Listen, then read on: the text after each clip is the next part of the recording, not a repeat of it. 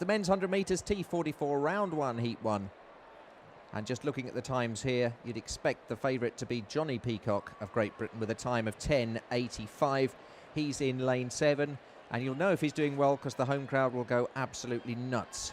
Jerome Singleton of the United States has the second best, season's best time of 11:17. He's got a PB of 11:16. And remember, Oscar Pistorius coming up in the second heat, so don't go anywhere. A hush descends on the stadium. And they're off, and it's Johnny Peacock of Great Britain in lane 7, and as expected it's Jerome Singleton of the United States on the inside lane 2. But here comes Peacock. Johnny Peacock's a comfortable winner for Great Britain in a time of 11:08, just outside his PB of 10:85. Jerome Singleton of the United States finishing in second place. It's round 1 heat 1, and listen to that roar for the home favourites.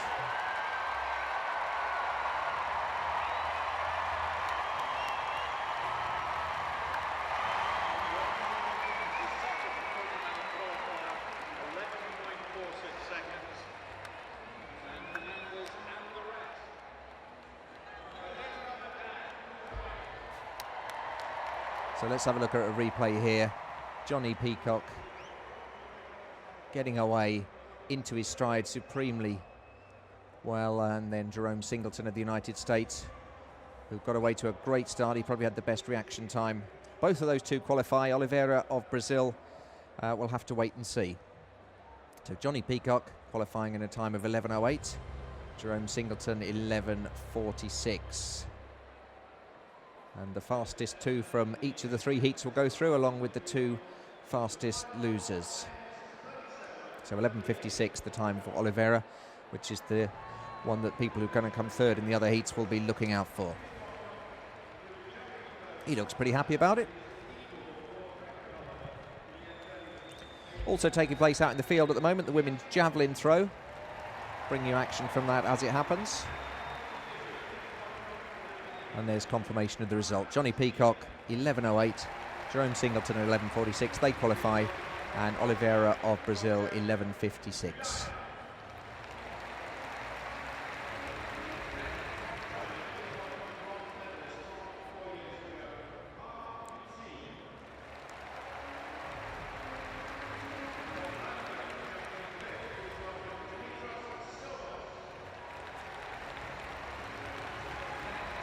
Lovely evening here in London. It's been beautiful weather right throughout the Paralympics. I say that as a proud Londoner. And I hope everyone around the world watching this is all going to come and visit us. Not all at the same time, otherwise it'll be a bit of a rush. But at some point. So this is the first throw in the women's javelin.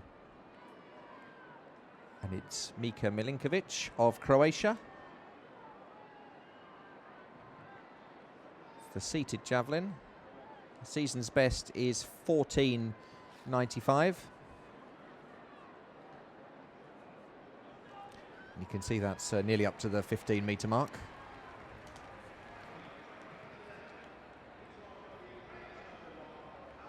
Throughout the night we'll bring you the field action.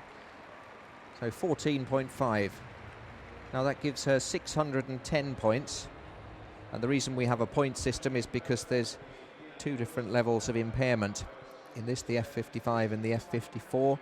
The F54 competitors are more severely impaired than the F55, and there's an F56 competitor in as well. And so to make it a level playing field, there's a point system depending on your level of impairment, and then the person with the most points will win the gold medal. Unfortunately, neither you or me has to work out how those points are done. It's all done on a very complicated system on a computer. Now you recognise that fella, Oscar Pistorius of South Africa, a legend in the world of Paralympic sport, and a man we saw at the Olympics. I was delighted to be in the Olympic Stadium to see him run for South Africa in the relay. And he's on the inside lane, lane 2, 25 years of age.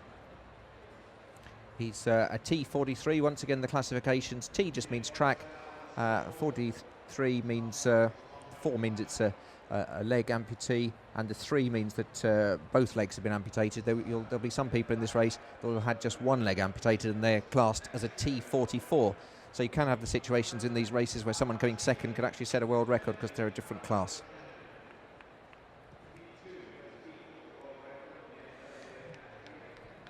Okay, now I haven't got my expert summariser tonight, Katrina, because she's off at some fancy dinner because she's a Paralympic ambassador, but I've got Natalia Dannenberg with me, who's going to keep me in touch with the Twitter feed. Hi, Natalia.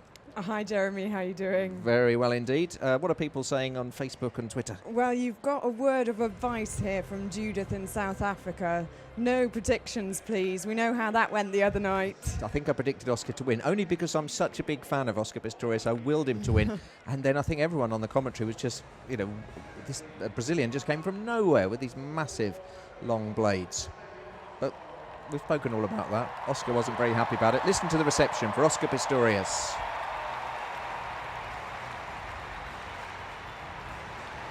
If you want to tweet your messages of support for Oscar or any other athletes, we are at Paralympic. And Natalia Dannenberg, who's not an expert athlete like I've been used to over the last few nights, but she's an expert on Twitter and Facebook, aren't you? I am incredibly social, so that's my job tonight. She's the most social of social media people. At Paralympic is where you can contact us, or on the Facebook group, we are Paralympic Games.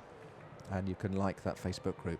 Okay, so it's Oscar Pistorius in lane 2, Robert Mayer of Austria in 3, Jean-Baptiste Allaise of France in 4, Liu of China in 5, Lieper of the States in 6, Rem of Germany in 7, and Prokopiev of Russia in 8.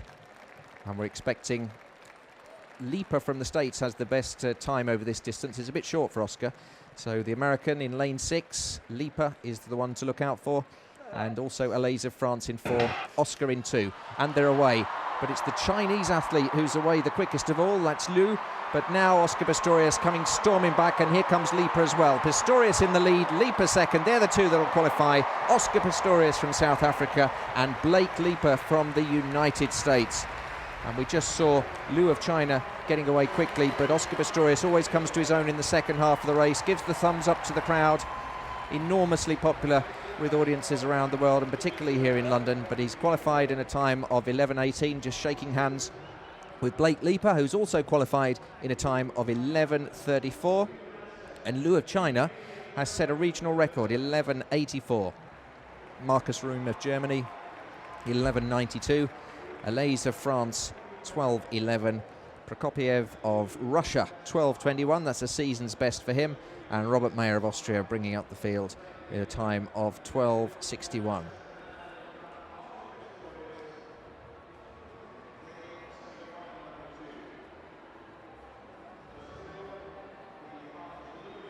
So there's the replay, head-on shot of Oscar Pistorius, head down. Even though it's only a qualifier, instinctively he still dips for the line. And a good time for him, 11:18. That's his beats his season best of 11:27. His PB, personal best, for the 100 metres is 11:04. So Oscar will be well pleased with that. Not as quick as Johnny Peacock of Great Britain in the opening heat. He finished in a time of 11:08. So there's confirmation. Oscar qualifies, Blake qualifies. Liu of China will have to wait and see if he's one of the fastest runners up.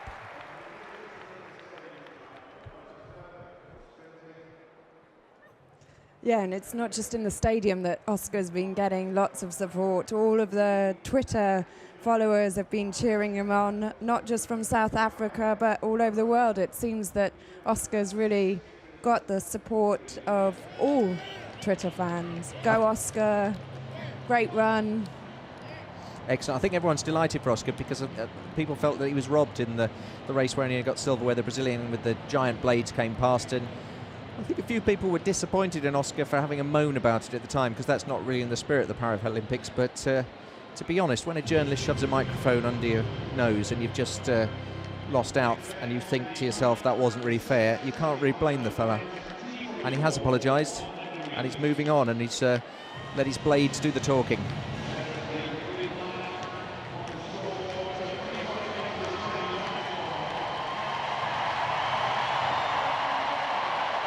The IPC, of course, ruling that the Brazilians' blades were completely legal. They were a lot longer than Oscar's, that's all I'm saying. So now we've got the long jump. and the women's javelin continuing as well. Sometimes it's your job to know which one to talk about.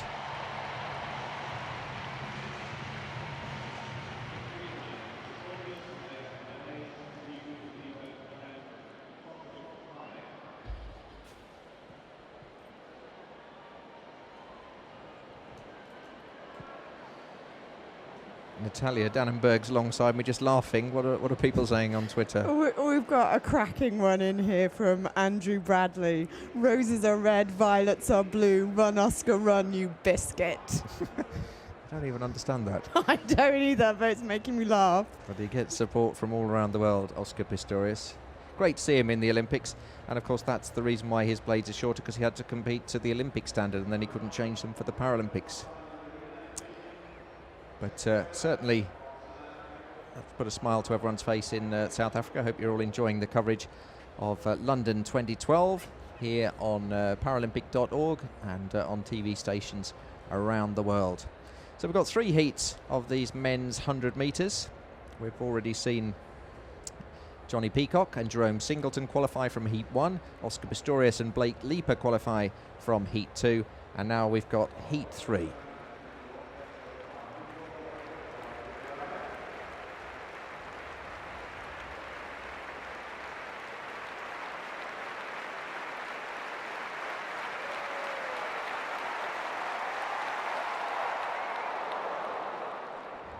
We just had a tweet in from USA's Marlon Shirley, who ran in the 100 metres in Beijing, and he's just said, how great is the 100-metre final going to be?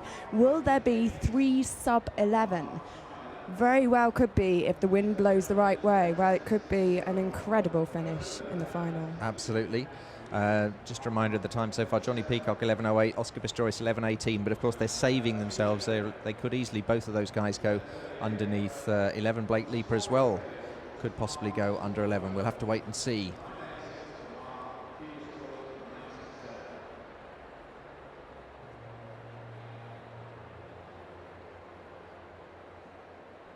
So let's have a look at the runners and riders for... That's horse racing, isn't it? The runners then in the T44 men's 100 metres, round 1, heat 3. Nobody in lane 2 for this one. The Japanese runner Haruta in 3, Oliveira of Brazil in 4. Anu Fari of South Africa, there he is, in lane 5. Alistair McQueen of Canada in 6. Richard Brown from the USA in 7. And Christoph Bausch of Switzerland in lane 8. Big cheer for Anu Fari. Now Richard Brown's a bit of a dude. He's milking that applause. Very funky earrings he's got on.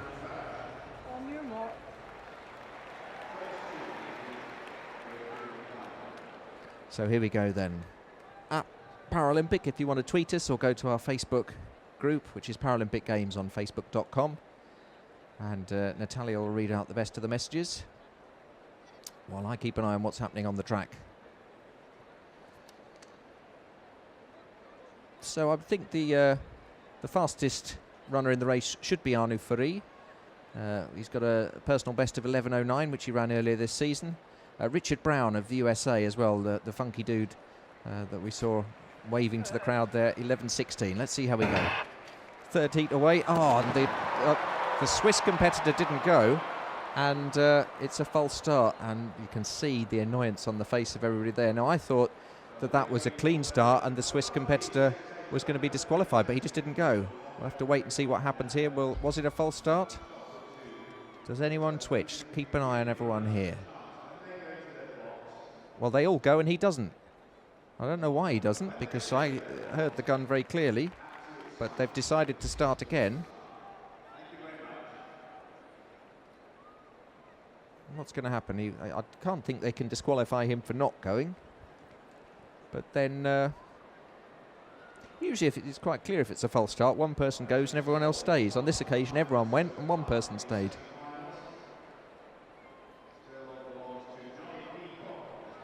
Now, of course, he'll have a bit of an advantage because the others have already had a run.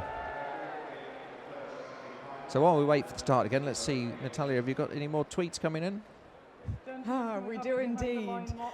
We just had a tweet through from Eric in South Africa who said, "Jeremy, you lucky fella, always a beautiful lady by your side." Sorry, that was from Brian, actually. Oh, from Brian, yeah. Yes, Katrina and then Natalia. Yeah. How does he know you're beautiful? Well, I don't know. Maybe he's had a look No? at my Twitter profile. He's right, of course, you are. But how did he know? That's all we know. All right, we're off again. So no false start, nobody disqualified. That's the good news. I don't like it when people come all this way to our beautiful city of London and then they get false started. So all of the ones in this particular heat, all the athletes are single leg amputees, the T44 class. Oscar Pistorius is T43 with the double blades. So we're expecting Arnaud Fourie in lane 5 for South Africa and Richard Brown from the States in lane 7 in the red to be the two to look out for here. And Alistair McQueen of Canada in the middle is quite nippy as well. This time they're away cleanly and still the Swiss runner didn't seem to want to get underway. But it's the American in the lead from the South African, Arnaud Fourie and Richard Brown. Arnaud Fourie coming back. Fourie's going to get it. Arnaud Fourie at the line, just gets it. He looks across to see Richard Brown coming in second position. Arnaud Fourie of South Africa, 27 years of age. Great run for him. He qualifies along with Oscar Pistorius, his compatriot. Richard Brown's through as well, the 21-year-old American. So Arnaud Fourie's time, 11:29, and he had plenty in the tank because he had time to look across. Richard Brown qualifying in 11:33.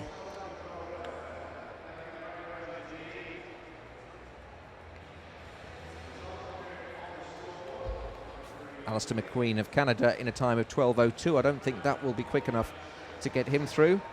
But it was Brown from the States who got away the quickest. He off to a great start, and just watch the way Arnaud Fourie hauls him back in, comes past him, puts his foot on the gas and comes past Richard Brown.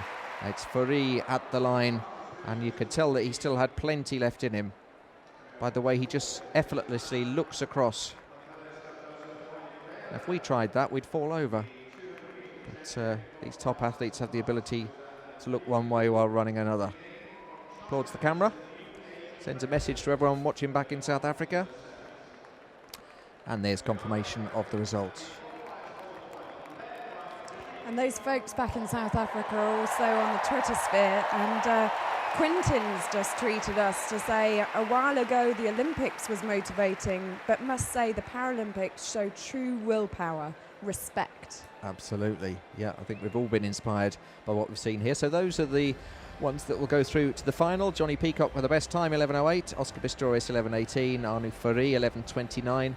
Then there's the three Americans who qualify, and we're going to come away from that because we've got a victory ceremony. This is the men's discus, the F54, 55 and 56. Ladies and gentlemen, the victory ceremony for the men's discus throw, F54, 55, 56.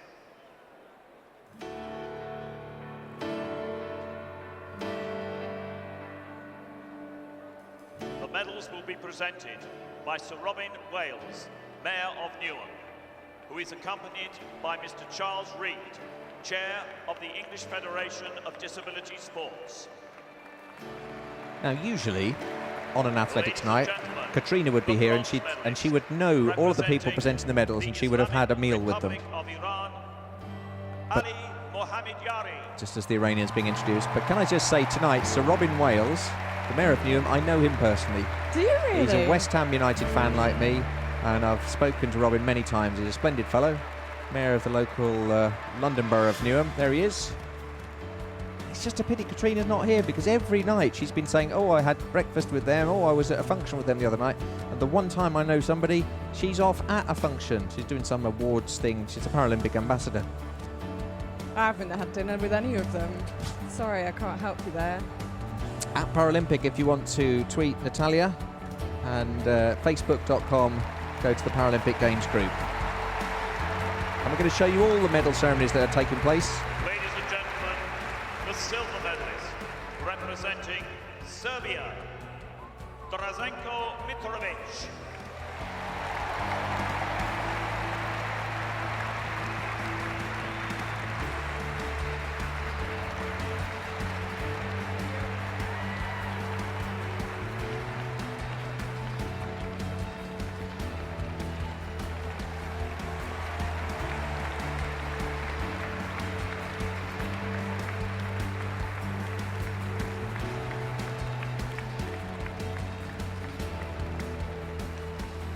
And ladies and gentlemen, the gold medalist and Paralympic champion, representing Cuba, Leonardo Diaz. Very popular winner, the Cuban gold medalist. And because Cuba have won it, at least we're guaranteed a decent anthem.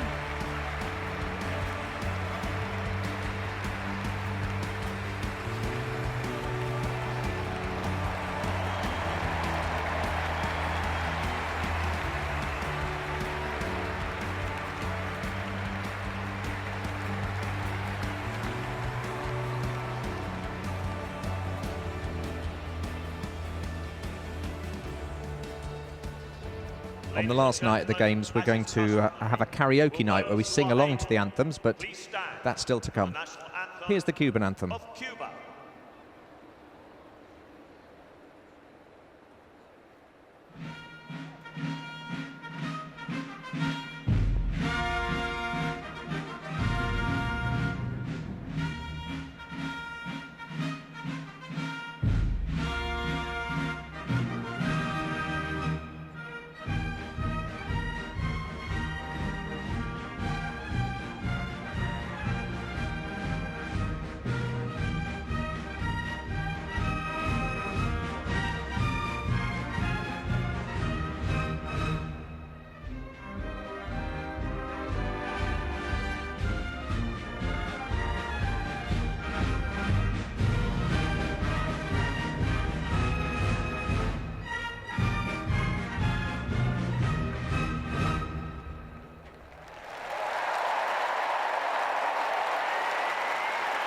Ladies and gentlemen, your Paralympic medalists.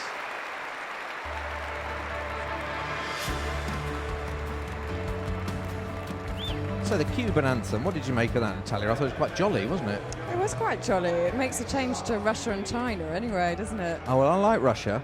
Russia's nice and moody. Some of the anthems are a bit serious and a bit sort of military, but that was almost like a fairground ride, wasn't it? It was. I can imagine dancing horses on a carousel going round. So for that reason, I'm going to cheer for Cuba more often, because we need to hear that. So, you know, I haven't heard that before. I like that. I guess they'd have a good anthem, and they did.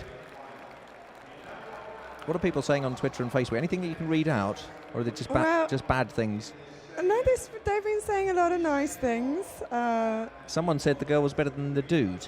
They did. Yeah, well, don't read that out. Sorry about that one, Jeremy. We've also got one from a guy called Brambos. He says he's a personal friend of Anu Furi and such a solid character. Greetings from South Africa. Brilliant. Tell us, what's his name, that man? Well, his Twitter name is Brambos. I don't know what his real name Brambos. is. Tell us an interesting fact about Anu Furi. Just something short and 140 characters, and we'll read it out. Top man. So we can see there's another packed crowd here tonight in London. Beautiful evening. Lots of families here. Lots of people with little Union Jack flags. Most people in that crowd seem to have a child on their lap. I hope they've got tickets for them.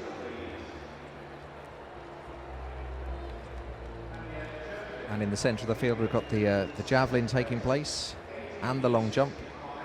And I'll commentate on those if I get to see pictures of it, but at the moment we're just seeing the crowd. Just wondering if there's anyone famous there I should be picking out. I don't think so. I think they're just ordinary Londoners enjoying a night at the Paralympics, and why not?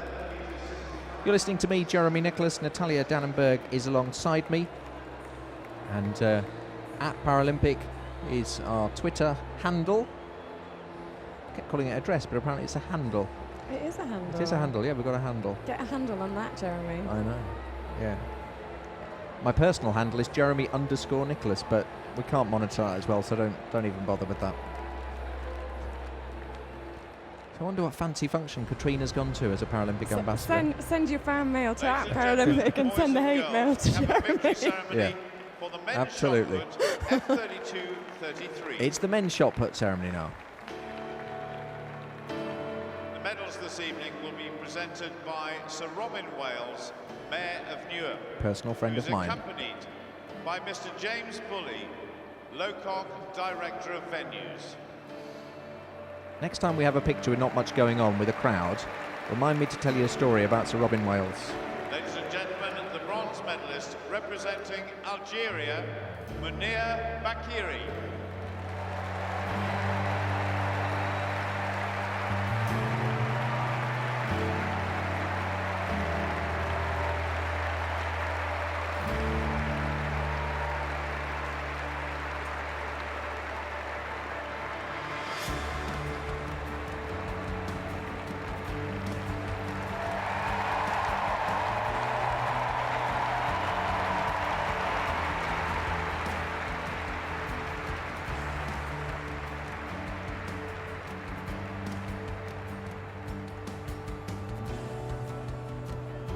Great moment for Munir Bakiri of Algeria.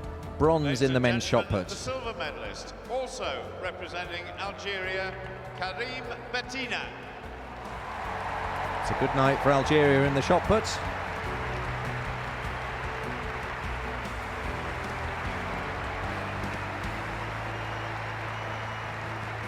And also all these guys so inspirational, and it's just a delight to see them looking so happy to get the medals.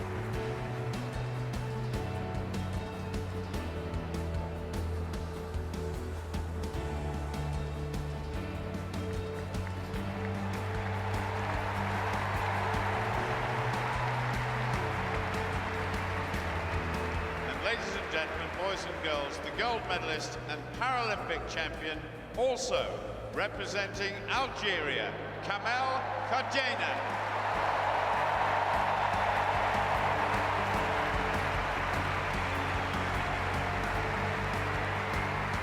So what a night for Algeria, 1, 2 and 3. It's going to be one of the few times when all the medalists on the platform know all the words to the anthem. I wonder what the Algerian anthem will be like. I bet it's a good one. Well, we'll find out. There's Kamel Kajena, winner of the gold medal.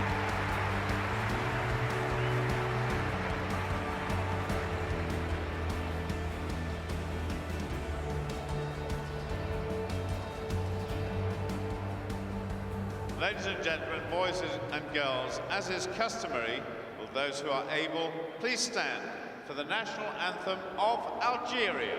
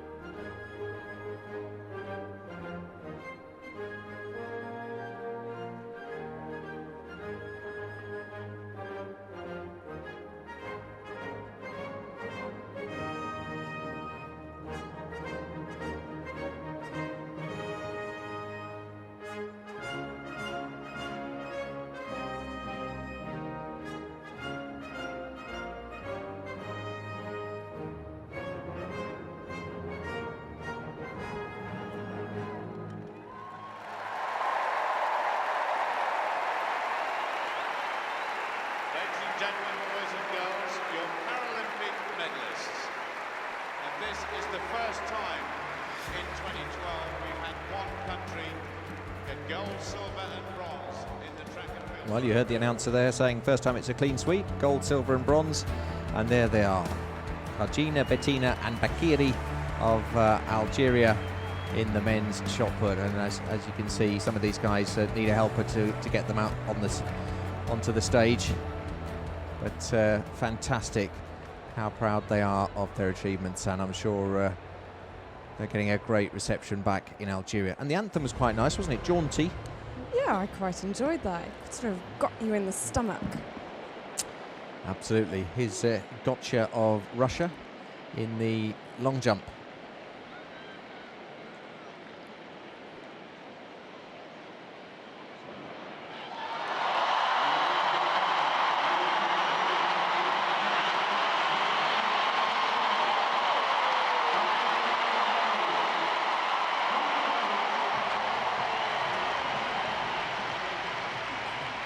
So it's Gotcha Kugayev of Russia, 28 years of age. This is the men's long jump, the F37 and 38 final. Let's see how he gets on. Well, his season's best is 5:88. That was well over 6 meters. So he'll be delighted with that.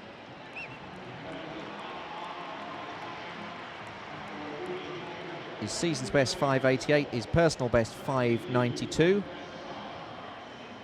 And you can see that's it, that's over 6 meters, so that's going to be a new PB for him. Just waiting for confirmation of the measurement. And that roar tells you that it's 6:23, which is a new world record.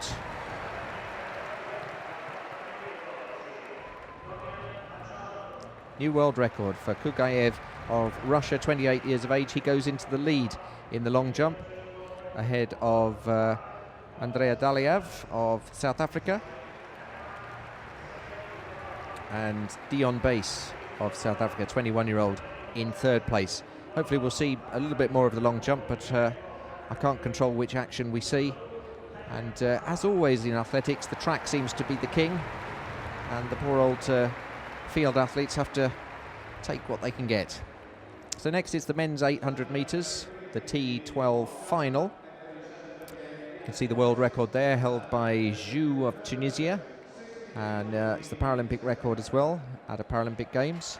And Zhu of Tunisia will be in lane 3 tonight. David Devine will be the local favourite in lane 1, Rashid of Cuba in 5, and Sharov of Russia in lane 7.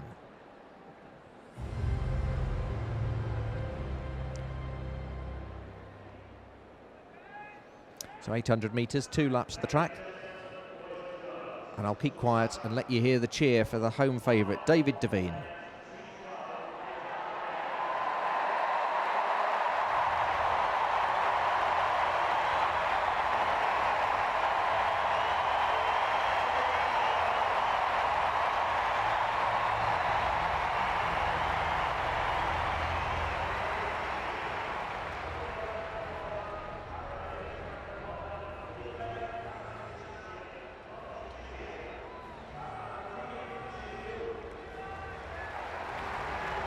So Abderrahim Zhu of Tunisia in lane 3, Lazaro Rashid of Cuba in 5, and Igor Sharov of Russia in lane 7. Natalia, did that friend of Arnu Furi ever get back to you?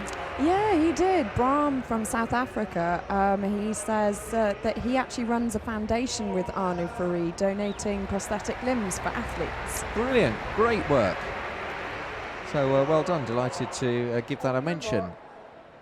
So 800 metres, 2 laps of the track. Devine in 1 of Great Britain, Zhu of Tunisia in 3, Rashid of Cuba in 5, and Sharov of Russia in 7.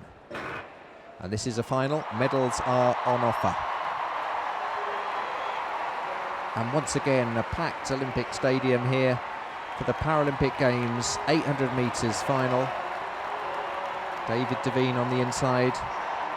Zhu of Tunisia, the Paralympic and world record holder, goes into the lead, being tracked by Rashid of Cuba and Devine of Great Britain just at the back at the moment. Sharov of Russia, the other competitor in the race. But Zhu of Tunisia very much the man to beat in the red, with the Cuban Rashid also in the red. No slouch either. I would expect Zhu to win this with David Devine just behind him, but anything can happen at the Paralympic Games. So they come round now to take the bell. And it's Zhu from Rashid, from Sharov, and then Devine. They take the bell, 400 metres to go. Who's going to make the move? Zhu's looking very, very comfortable. Sharov of Russia just moving up on the outside. David Devine's getting left behind a bit here. It's Rashid of Cuba now, right on the shoulder of Zhu of Tunisia. And here goes the Russian, Igor Sharov, 23-year-old. He's decided he's going to make his break. He hasn't got such a fast time as the others, but he's into the lead. Igor Sharov, 23-year-old from Russia. David Devine being left. It's between the front three, and the Russian is storming away with it.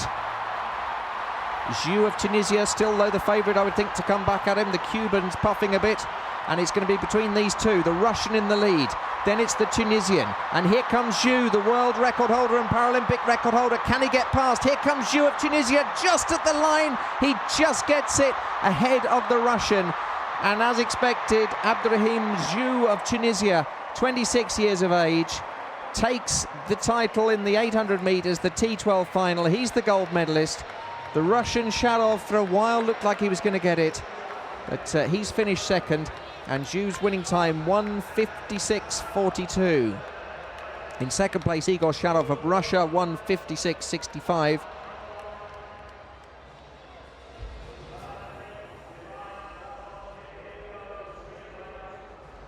Just waiting for confirmation of who's got bronze.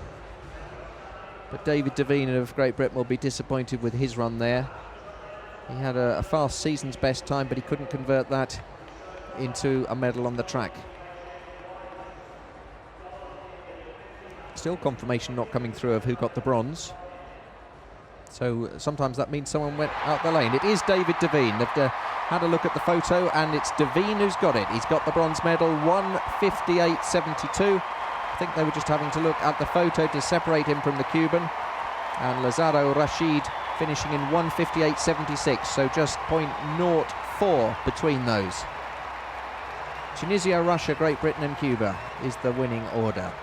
Let's just see how close this was for bronze, because they took a long time to split the two of them, and that's why. But Devine, it's whose chest breaks the line first, that's where they measure it from. They'll perhaps show us the photo finish in a minute, but I think it was pretty clear to see that Devine was the winner there. The crowd said it all as well, didn't they? Yeah. And we've been getting more tweets through about how inspirational these Paralympics have been. Alicia Knox tweeted, "Wow, these Paralympic athletes are a huge inspiration. Makes you appreciate life a lot more. Wishing them all the best of luck." Absolutely. What's been your favourite moment of the Paralympic Games? I know you've been doing all the social media stuff, so your games is spent buried away on a computer, but when you've had a chance to see things, what's really inspired you? Well, you put me on the spot here. That's like asking what's your favourite film. Okay, well, I'll tell you my favourite moment has been the high jump. With the one-legged guys in the high jump, when they just come hopping up and just jump head first over, and it's a real wow factor, like, how can you do that? Yeah, I mean, I must say, I found it amazing, the reception that we've got from the media and from social media, and that's one thing that I found amazing.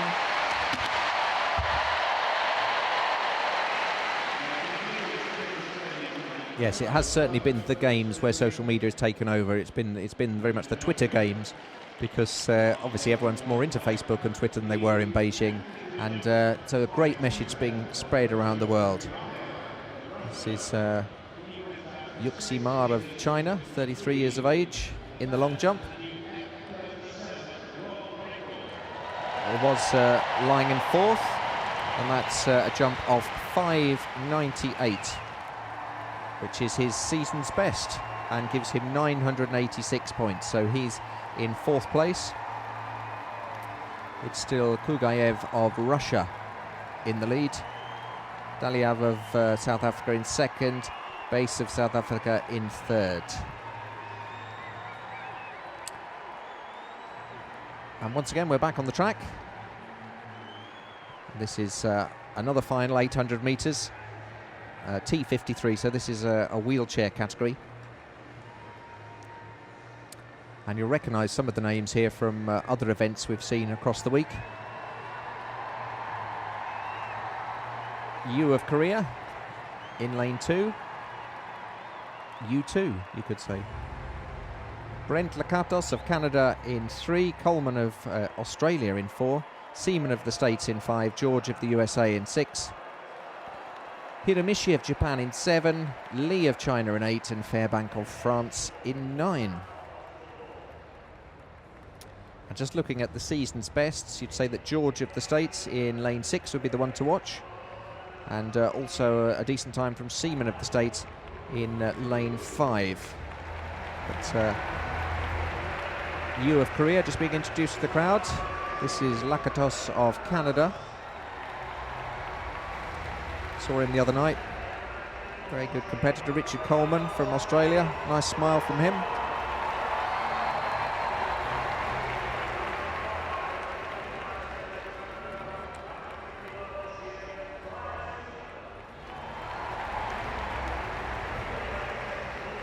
Just while they're being introduced to the crowd, Natalia's remembered what her inspirational moment of the Games is. What is it?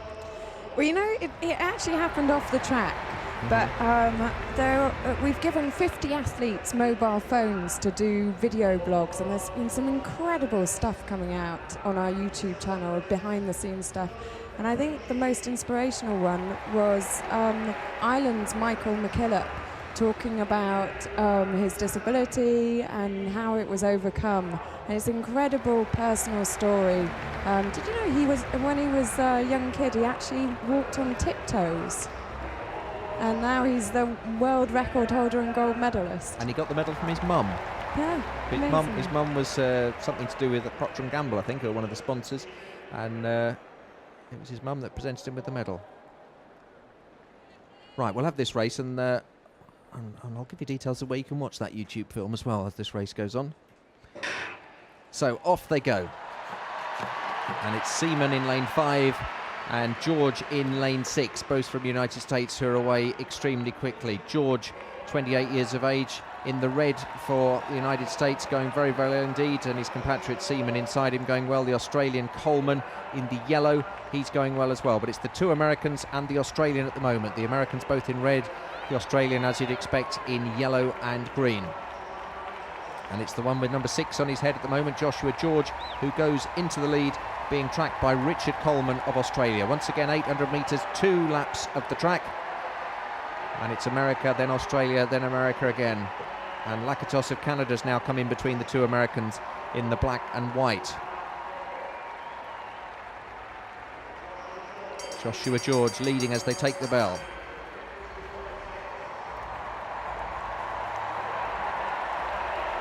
George from Coleman of Australia, Lakatos of Canada. And these three beginning to get away from the pack a little bit. It's the American in the lead. Then the Australian. Then the Canadian. Chinese competitor coming up on the outside there. That's Lee. But are getting an enormous cheer now as they come round the bend. And this is going to be a really good battle. It's George of the United States from Coleman of Australia. Coleman of Australia getting in the lead. Here comes the Canadian Lakatos with a late run. Coleman of Australia is going to get it. Coleman of Australia on the line is the winner. Lakatos of Canada, and then George of the United States in the bronze medal position. That's a great win. Coleman of Australia. And if only Katrina was here instead of being at our party, she would have loved that moment. You have to do an Australian accent, Natalia. G'day, mate. You must be delighted about Richard Coleman. Do you know what? I'm getting a bit fed up of you talking about Katrina all the time. Well, it's just that she's a 4-time gold medal winning Paralympian, and you're not. Nor am I. Well done, Richard. No, it's just because she was an Australian and she knows Richard Coleman really well, and she'd be absolutely delighted. But she is a Paralympic ambassador and she's off at some fancy swanky do that we weren't invited to. But we've got work to do anyway, watching the athletics. Like, come on, Jeremy, get on with it. What I wanted to know then, well, we'll just have a look at this finish here, because Lakatos was, I thought for a while he might catch him. George had gone away earlier from the States, but Coleman gets it quite comfortably, looks across, Lakatos gets the silver, George gets the bronze.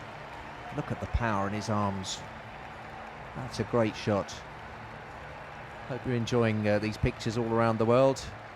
You can see other sports at paralympic.org. We're on this live international stream. We're watching the athletics right through to close of play tonight. Usually end about 10 o'clock. And you can follow us on Twitter @Paralympic, and you can like the Paralympic movement. If you've been inspired by these brilliant athletes, do go to facebook.com and like the group called Paralympic Games. And also read some of the messages people have been putting there, because people have been so inspired. You said about the YouTube films that people, the athletes, the 50 athletes made on the mobiles. Where can we see them? You can see them at youtube.com/Paralympic Sport TV. And I've also just tweeted the one about Michael McKillop. Oh, excellent. And we just had a question actually through from Adman Carpenter. Right, I'm not sure we do questions now that Katrina's not here. 'Cause she's the one with the knowledge. I just talk. I don't have any knowledge. I know the answer to this question. Oh, you know the answer. Okay. Okay, you're nearly as good as Katrina, actually. I'm thinking. Am I getting more points? Yeah. What's the question? Adman Carpenter has asked us, could you please explain what F and S, etc. means? So like F32. F means field, S means swimming, T means track. Exactly. Well done. 1, if it starts with a 1, like T11, then 1 means that it's a visually impaired runner, and then there's be various levels. So T11 would be the most severely impaired, that would be classified as blind. T12 would be less impaired. T13 would be the least impaired of the visually runners. If it was a field event like a javelin, it would be F11, F12, F13, and the same with swimming. And there's a full list of all the classifications on Paralympic.org. And I know people all the time want to know these classifications. We try not to dwell too much on the impairment by saying it all the time. So do check out the classification, Paralympic.org. Anyone with a 3, it's, as we see here, the South African, what does that say, F37. So F means field event, 3 means cerebral palsy, and 7 means it's a fairly low form of impairment. If it was a higher number like 35, 5, the lower number is the more severe impairment. Exactly, yeah. I sort of lost it midway through there, but I think people followed that, did they? Anything with a 3, cerebral palsy, and the higher the number, the less the impairment. Yeah. And the 20s are for intellectual impairments, the 40s are for les autres, and the 50s are for wheelchair athletes. Excellent. So here's the South African. You can see his cerebral palsy as he jumps there, particularly in his right arm. Let's see how he gets on that. Long jump's been taking place all the while we've been on the track. This is Andrea Daliev, 19-year-old South African, an F37 competitor. There's F37s and F38. The F38s will be less severely affected by their cerebral palsy. And Andrea has got 6.02 metres. And that puts him in second place in the competition. Still leading Gotcha Kugayev of Russia, 28 years of age, another F37 competitor. So we're back out on the track again.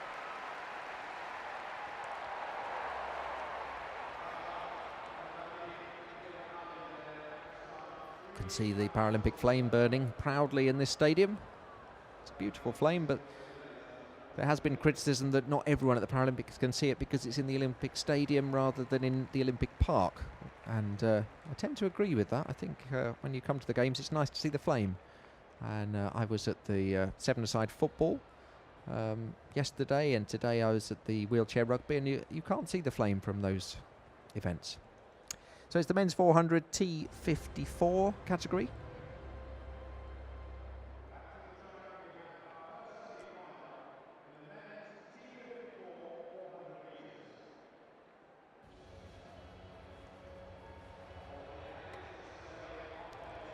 And once again, I'll refer you to our medical expert here, Natalia, who will explain T54. I'm quite a medical expert. But T54 is for wheelchair athletes, usually spinal cord injuries. Absolutely right. And just being introduced to the crowd. That's Yoisub of Thailand. He has a personal best of 48.21. He'll be one of the ones to watch. Shu of Germany in lane 4. Also worth a look. On your mark. But all of these guys have season's bests that are under 50 seconds. The men's 400 metres. And it's Yoisub of Thailand in lane 5 to look out for. DuPont of Canada in lane 6. And Shu of Germany in 4. And they're away clearly. The world record 45.07. And we can expect they won't be anywhere near that in these heats. They'll be saving themselves for the final. Winning time will probably be around about 48, 49 seconds. But it's Xu of Germany, as expected, in the black there, coming away, 23 years of age, T54 competitor. And on the outside, Jake Lappin of Australia going well. So it's Xu of Germany on the inside, Lappin of Australia. Chinese competitor looks to be making up well on the inside. And it's going to be between these two, Liu of China and Xu of Germany. Liu of China, the Aouidi of Tunisia, finishing strongly, but Liu of China, 25 years of age, he qualifies. And so does Mark Xu of Germany, 23 years of age. Those the definite qualifiers. Season's best for Liu of China, 48.01. And Xu of Germany also qualifies in a time of 48.87. Aouidi of Tunisia, 49.05. He'll have to wait to see if he's one of the fastest losers. 3 heats. The top 2 from each heat go through, and then the 2 fastest runners-up. Just a reminder, you can tweet us at @Paralympic, and you can like the Facebook group, facebook.com/Paralympic Games. You can put messages on the Facebook group as well if there's anything you want to say on there. Not everyone does Twitter, but most people in the world seem to do Facebook. That's right, and we also have an IPC Athletics page, so you can like that as well. Facebook.com IPC Athletics. Yeah, just tell me the whole social media thing of the Paralympic movement, because you're one of the social media team here. How many different ways are there? Well, we are on Twitter @Paralympic. Our main page is facebook.com Paralympic Games, but we also have a sport page for IPC Swimming and a sport page for IPC Athletics, because we're also the International Federation for Swimming, Athletics, Shooting and Powerlifting. And YouTube is brilliant as well. I was watching the quality of some of the stuff on YouTube. It's all in high definition. So if you've missed any event, go to YouTube and just put the name of the event in, and the channel's called Paralympic Sport TV. Exactly, yeah. And you can find it there. I was just watching some of my stuff back just to see how much have I got it right. And ParalympicSport.tv. I'm just being told in my ear I missed out the dot. ParalympicSport.tv. Very important not to lose your dot. But the other one also works. YouTube.com/Paralympic Sport TV without the dot also works. Do you get a voice in your ear, or do I get that? I think you're the only one. Yeah.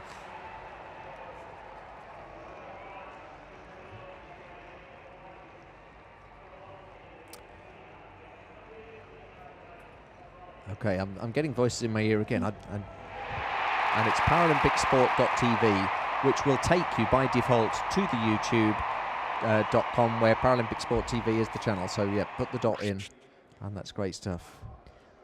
Back on that classification note, Jeremy, I'm just about to tweet our guide to classification, which you can find on paralympic.org. So follow the tweet that I've just made, go to the link, and there's Brilliant. a full guide. I think you might even be better than Katrina, because although you've never won a gold medal, you're very useful. So go to Paralympic, look for the tweet, and that will explain. Natalia's explaining it all the classifications in one go. That's brilliant. You look a little bit offended by Well, that. you just said you like Katrina, but I'm useful. You are useful. You're very, very useful. And it's nice to be important, but it's more important to be nice. Now, here's Chida of Tunisia in the long jump, F38 competitor. 2 jumps so far, both 6.01 metres. And he is one of the ones to watch in this competition. Men's long jump, the F37 and 38 category. He's been lying 5th in the competition, 29-year-old Tunisian.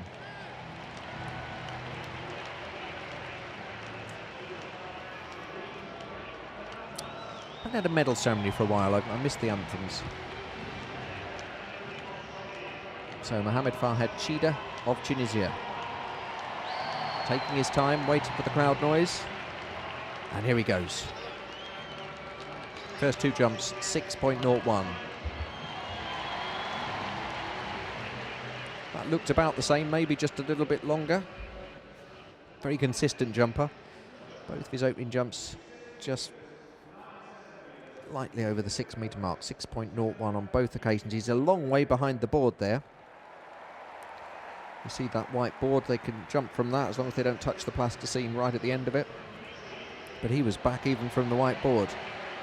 6.06. And that's good enough for 974 points. And that puts him into 5th place in the competition.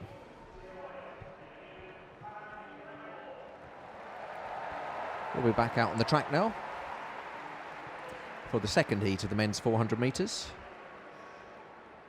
T54 category.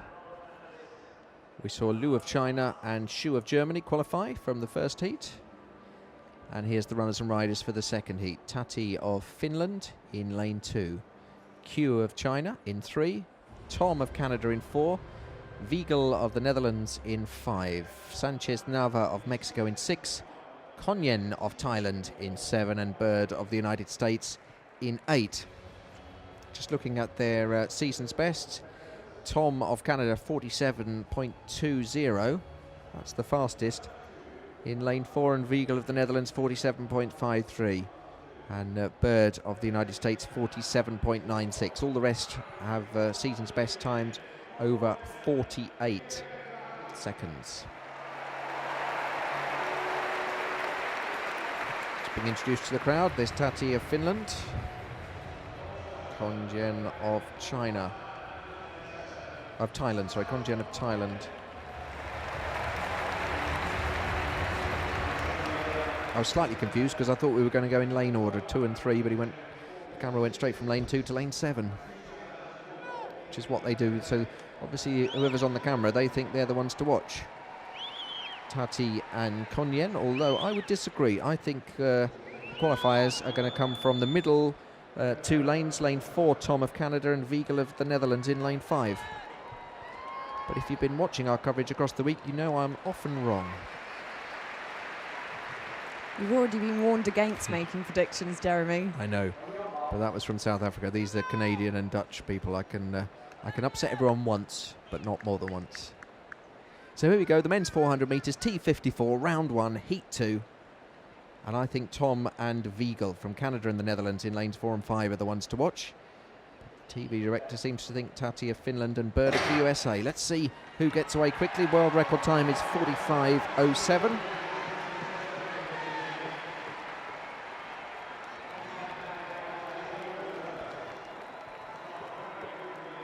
So it's Wiegel of the Netherlands, as I predicted, going very well. Oh, but he's nearly gone out of his lane there, Wiegel of the Netherlands.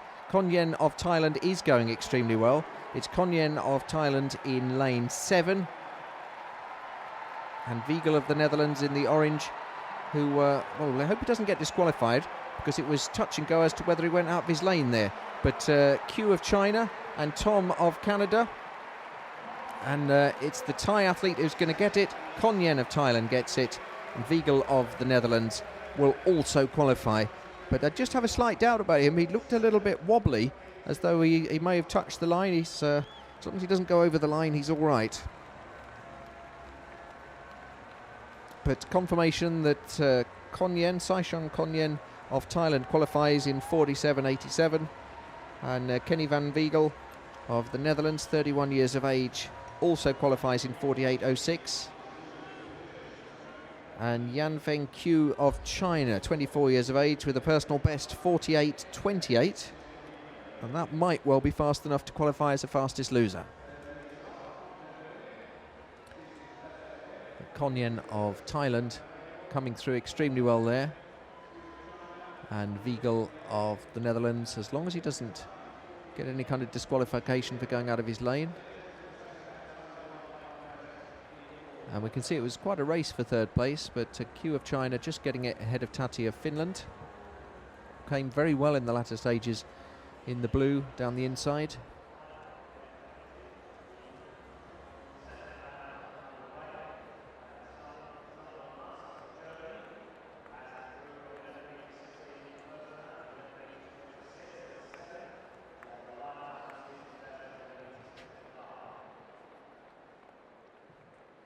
So 3 heats coming up.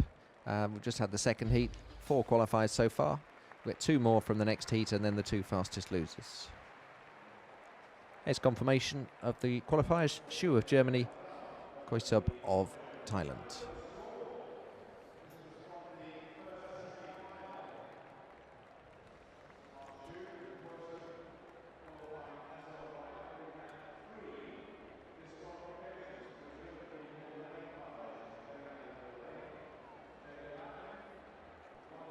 Lovely evening here in London, still shirt sleeve weather for most of the crowd.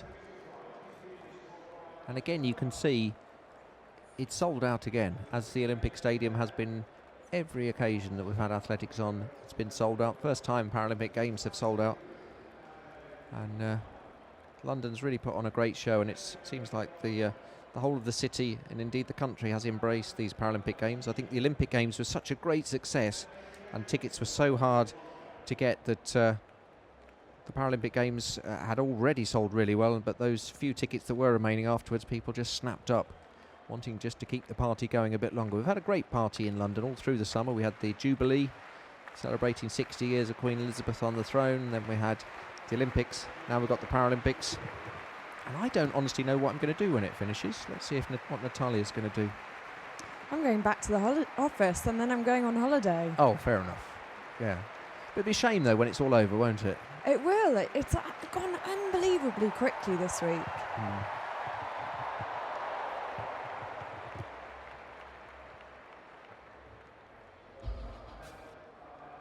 So this is a seated javelin throw, the F12, F13 final, 2 different classifications, but so there'll just be the 1 gold medal. But if one of the people from the more severe disability were to set a world record, that would count in their classification.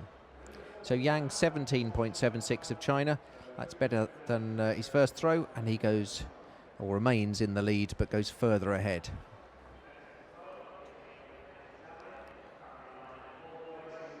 Those are the press you can see there, I think, with the tables. Or are they just very important dignitaries that have little tables in front of them? It's hard to tell. Haven't seen anyone famous in the crowd tonight, have you? Prince Edward was here the other night. No, but the VIP stand is right next to the press stand, so if they swing their camera around the other way, we might get a look. Yeah. Let's play Spot the Famous Person. First person to spot a famous person. Send us a tweet at @Paralympic if you've seen anyone famous in the crowd.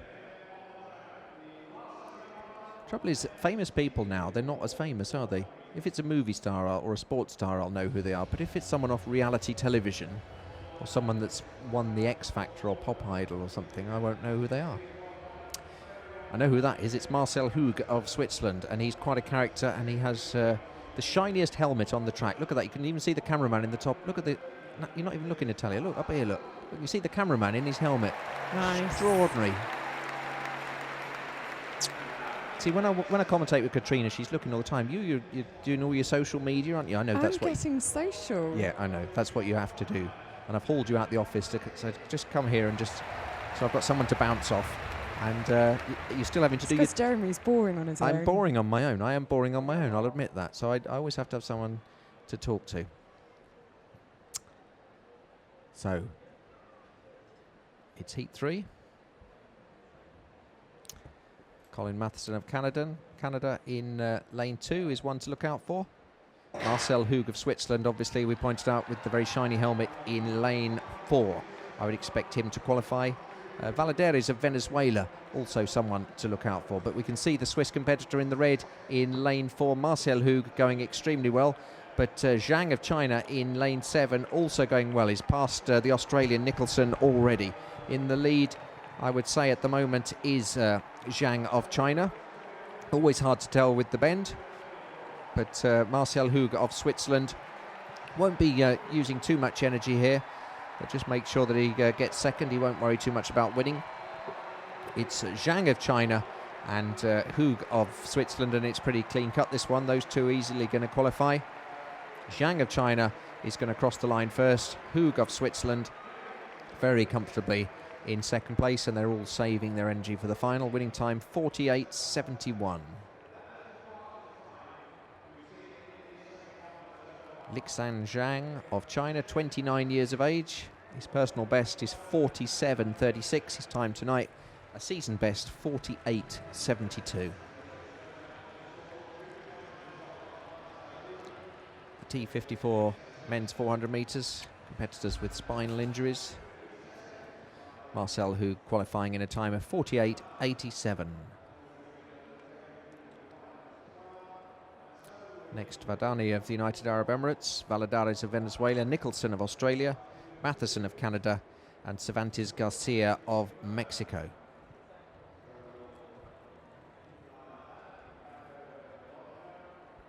Well, I still haven't seen anyone famous in the crowd, apart from Sir Robin Wales, who presented one of the medals. Oh, I said, remind me, I've got a story about Sir Robin Wales. So one of my other jobs is being the stadium announcer at West Ham United, one of London's top Premier League football teams, as I'm sure you'll know. And when London won the bid for the Paralympics and the Olympics, London 2012, we had the mayor of Newham came down on the pitch, and Tessa Sanderson came down, and it was all like, you know, Newham's an Olympic borough, and we were all very excited about it. Now, I'd been warned that because we were playing Arsenal, West Ham were playing Arsenal, another big London team, not quite as big as West Ham, but fairly big. I'm joking, they're bigger than us. They are bigger than us, I'm joking.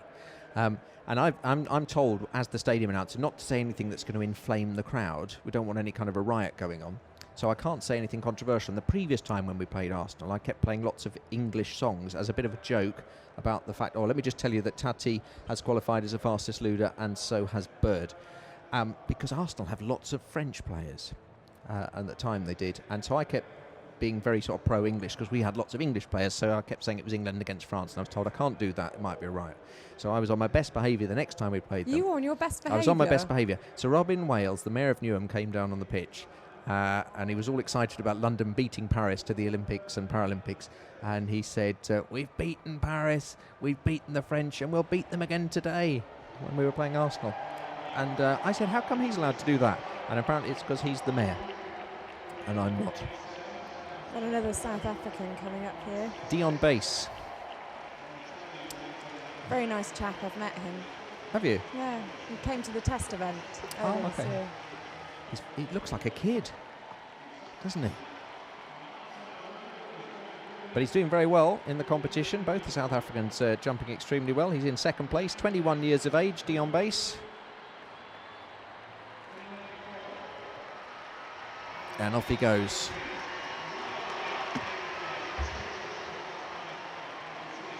And you can see his cerebral palsy again, his left arm. He can't get as much power as in his right arm. And he jumps extremely well. So in the lead at the moment, Kugayev of Russia, Ma of China in second place, Dion Bass in third place. He did a no jump with his first jump, 6.19 with his second, another no jump, and that's his best so far. That's 6.32. That converts to 1,006 points. So that puts him third behind Ma of China, who has 1,012 points, and Kugayev of Russia with 1,019, which is a world record. So Dion Bass of South Africa in the bronze medal position. What was he like then when you had a chat with him, Natalia? What did you like about him? Oh, you know, he's just a really normal guy, humble guy, and he was very overwhelmed to be in the stadium for the first time at the test events, and very honoured, but just came across as a really genuine guy. And the test event, when was that? That was earlier this year. I think it was on the May Bank holiday weekend, the first May Bank holiday weekend, and it was a whole day event. And did you get the sense at that event that it was going to be a brilliant Games? You know, we've been getting that sense the whole year. It's been really building up to it, but you never really know until it actually happens. But certainly there, the athletes, there's an incredible energy amongst the athletes already there. So we'll keep you in touch with how Dion Bass gets on the long jump, but we're back out on the track again.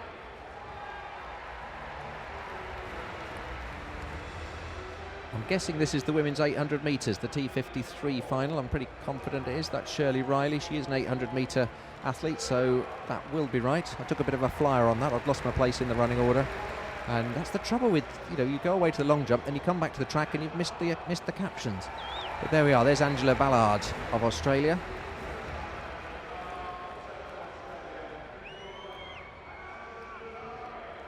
Madison de Rosario, again of Australia.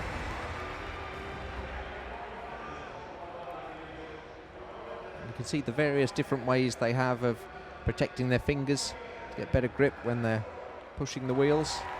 Amanda McCrory, lovely smile from her.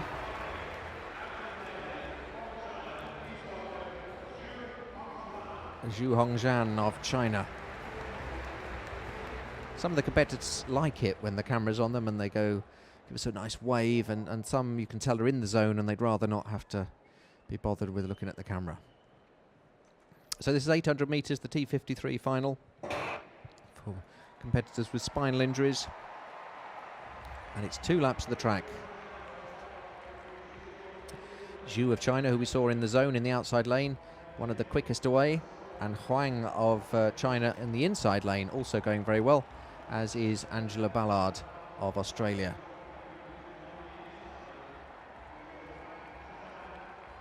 So we'll wait as they break here. Angela Ballard from Australia in the lead, wearing the number 5 ahead of the 2 Chinese competitors, Huang and Zhu. Angela Ballard leading out the pack. 2 laps of the track, just coming around now to complete the first lap. Angela Ballard's gone wide, suggesting she'd like someone to come and take up the pace.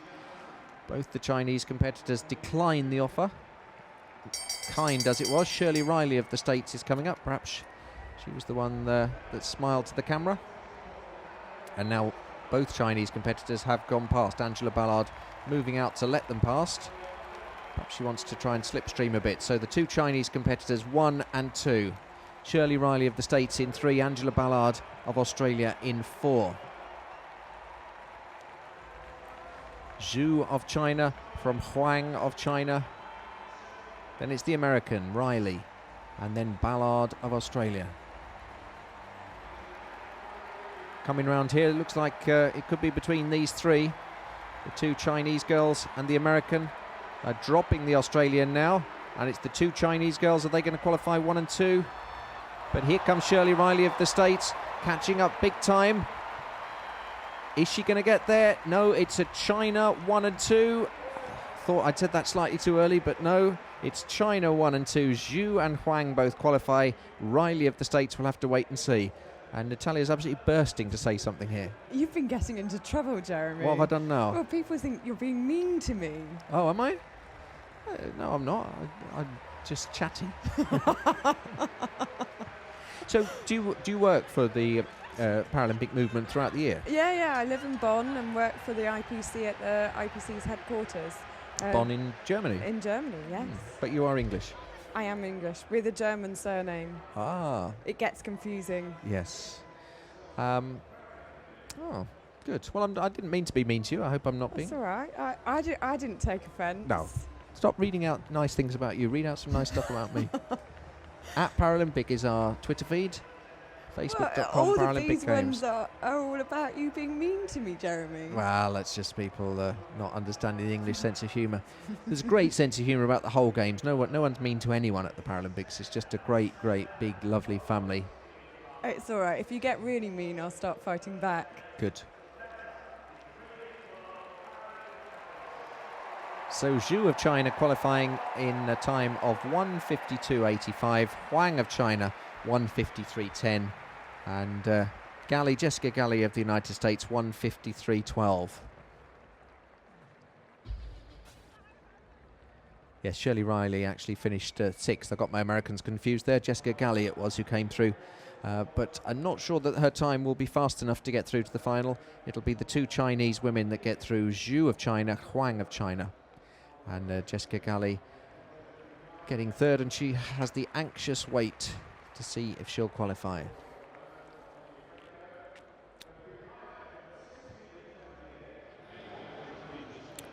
So let's go back to the long jump.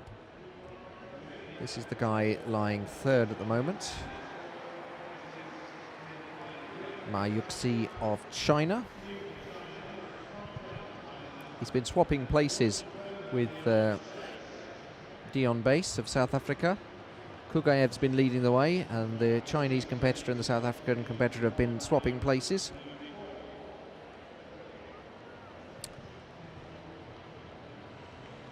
But it's Ma of China to jump now.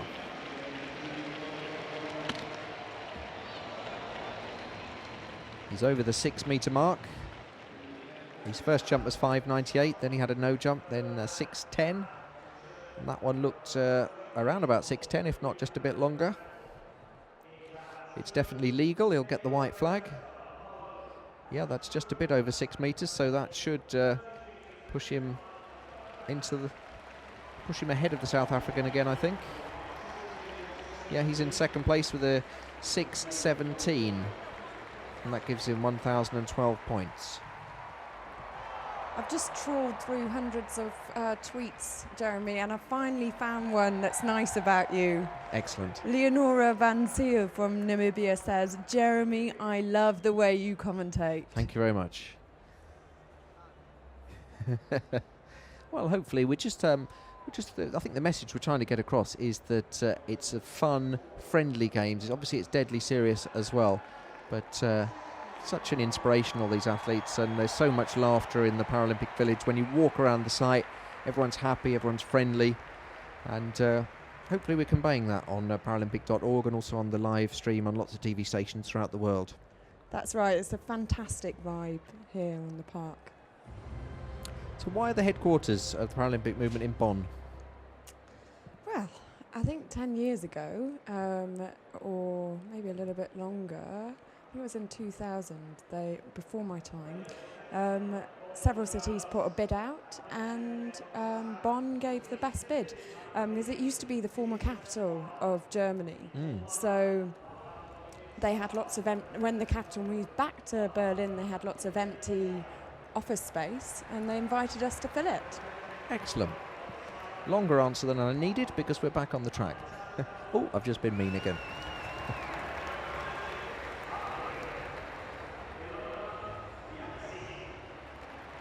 So this is the women's 1500 metres, the T20 final.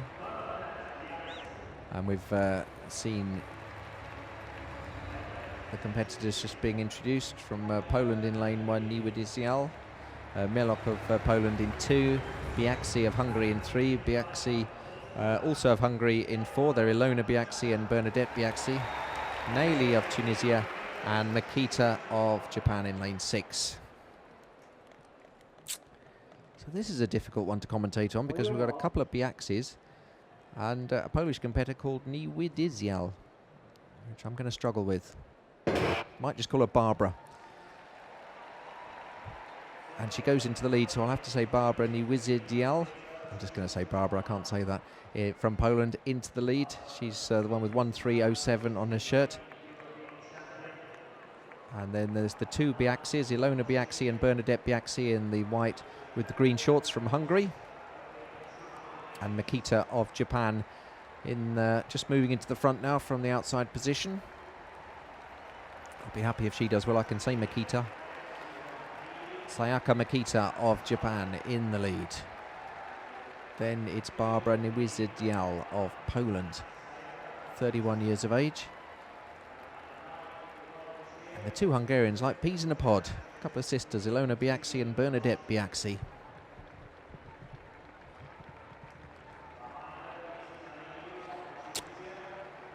Both 26 years of age, and as you can see, they are twins. So Makita in the lead, 27 years of age from Japan. Oh, just a bit of bumping there. And nobody fell over, which is good, but Mielok of Poland just adjusting her position. She got bumped a little bit, and now Makita of Japan right at the back. Barbara Niewidzial of Poland is in the lead. Then it's the Biaksi sisters, and now someone has fallen over. It was bumping a little bit there. It's Ada Naili of Tunisia who fell over. And the London crowd love an underdog, and they're cheering her to get back to the pack, and she is due. She's having to put some extra effort in. Well done, girl. She's right back there. You can see her ponytail swaying from side to side as she put the extra effort in. And she's right back in it. And if she went on to win it now, that would be absolutely fantastic, wouldn't it? And she's got all the adrenaline pumping through her now, because she was a bit annoyed that she got knocked over. And she's coming past the Biaksi sisters from Hungary. But it's Barbara Niewidzial of Poland in the lead. I knew she was going to be good. As soon as I couldn't pronounce her name, I thought she'll do well. So Niewidzial of Poland in the lead. Then it's the Hungarian sisters. Then it's Naili of Tunisia who fell over. This is going to be a cracking race. 2 laps to go. A few people around the world the other night hadn't heard of the adjective cracking. It just means great, fantastic. Splendid, marvellous, spiffing. All of those things. But I like cracking. And it's a cracking pace as well. And the Biaxi sisters seem to be pushing each other there from Hungary. They really are identical, aren't they? I tell you what, if it's a race for the line between those two, just wish me luck. Because they're only 1 number different. And it's Ilona Biaxi is 12.05. Bernadette Biaxi is 12.04. So it's... now which one's that? See, I've forgotten already which is which. That's Ilona in the lead. And again bumping at the back. And it seems to be always between Makita and Naili at the back. But the Biaxi sisters in the lead. And now for the first time we're seeing the other Polish girl, Alita Melok, take the lead. It's one of the Biaxis from Melok, and then the other Biaxi, and then the other Polish girl, Nuizy Dial. And this is a final. Medals on offer here. And it's going to be between the 2 Hungarians and the 2 Poles. I don't think I'm the only one watching tonight that's going to be amazed about how identical those 2 sisters are. Ilona and Bernadette Biaxi of Hungary. Both 26. Twins tend to be the same age. But they might have to be battling it out for the bronze medal here, because the 2 Poles are off and running. And it's Alita Melok of Poland, age 33, who's setting the pace from Barbara Nuizy Dial of Poland. And it's going to be a Polish 1-2 at the moment. The Biaxi sisters running in tandem to try and get back in. But at the moment, it's Poland through Alita Melok and Barbara Nuizy Dial. And now Nuizy Dial comes past. Barbara, I'm going to call her Barbara from now on. Barbara in the lead from Alita Melok. Barbara Nuizy Dial in the lead. She's absolutely flying now. She kept a little bit in the tank. Barbara Nuizy Dial in the lead. It's Alita Melok and the Biaxi sisters, 2 twin sisters, can you believe it, from Hungary, are going to be battling it out for each other for bronze. I do hope the camera shows us that, but there's the gold medal winner, Barbara Nuizy Dial. She's going to be about 10 seconds outside the world record. Second place goes to Alita Melok, and the Biaxi sisters, well, I don't know which one of them's got that. One of the Biaxi sisters got bronze, and the other one got 4th place. Barbara Nuizy Dial of Poland, the world record holder from 2004, 4:24.85. She's run 11 seconds slower tonight, but she doesn't mind. She's got a drink. What a stylish haircut as well. It's almost like a short bob, and then as a little bonus at the back you get a ponytail. It's looking great. And this is of course the T20 race for athletes with an intellectual impairment. But how tough must it be to be running against your own twin sister for a bronze medal? Oh, it's astonishing. Astonishing. Barbara Nuizy Dial getting the gold medal at the age of 31. Alita Melok, also from Poland, 33 years of age, gets the silver. And it was Ilona Biaxi who will get the bronze medal from Hungary. And her twin sister Bernadette, who's probably her best mate, is going to have to look every day and see that her sister has a bronze and she doesn't. That's tough. Sibling rivalry. That is really tough, sibling rivalry. You wonder how they manage that off the track. I don't know. I don't think I could do it, mainly because I don't have a twin brother, or indeed any kind of brother. But I do have 3 sisters, and they're all very lovely. You don't need to know that. But it's just because you're in social media, I feel very social. Tell people that. You're watching the Paralympic Games live from London 2012 at the Olympic Stadium. I'm Jeremy Nicholas. Natalia Dannenberg is my Twitter companion, my social media friend. Social friend. Very social. At Paralympic, if you want to send us any kind of message. Facebook.com Paralympic Games. You can like the Paralympic Movement there. You can send us a message through Facebook as well, I think. Here's the Croat in the javelin. We haven't been to the javelin for a while. We've been concentrating a bit on the long jump. So let me bring you up to speed with what's been happening in the men's javelin. He's happy with that one. Zhu of China in the lead at the moment. He's thrown a world record 64.38. We may see a replay of that in a minute. And then it's Nick Parast of Iran is in second place.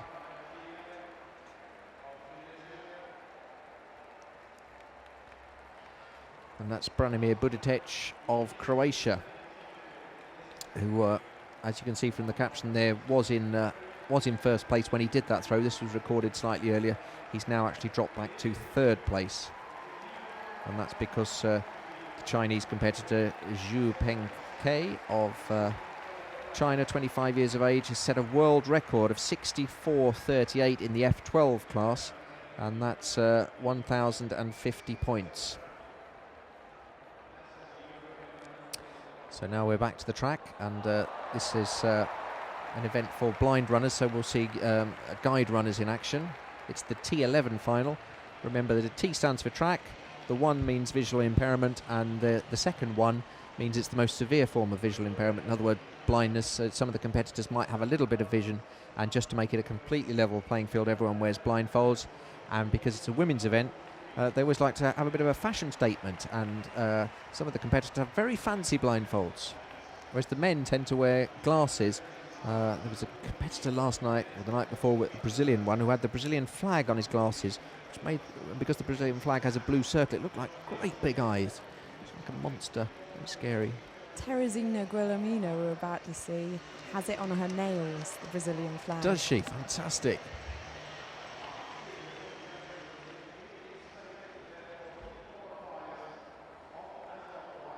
Now here's the Russian jumping as we head back to the long jump.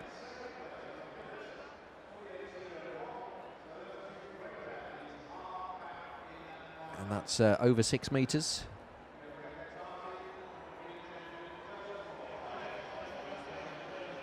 Just come over to chat to his coach to see how he's jumping.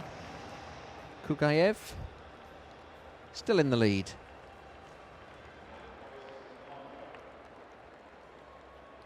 .631, which is 1,028 points, which is a world record, and the 28-year-old Russian in the lead in the long jump.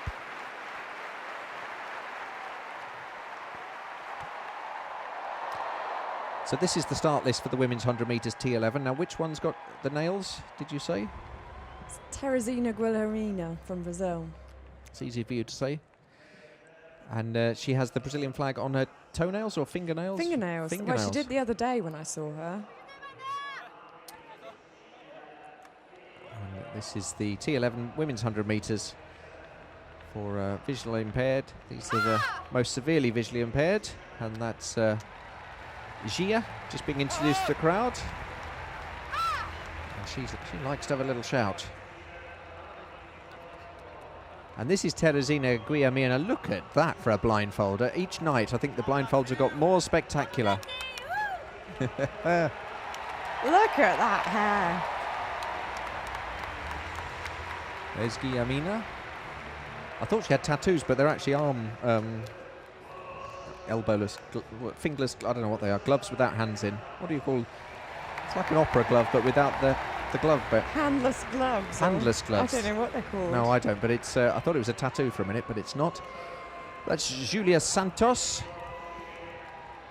And again, Fabio is the guide runner. So we've got a couple of Santoses in this race, just to make it hard for me again. So Gia of China in 1, Guilhermina in 4, Jerusa Santos in 6, and Julia Santos in 7.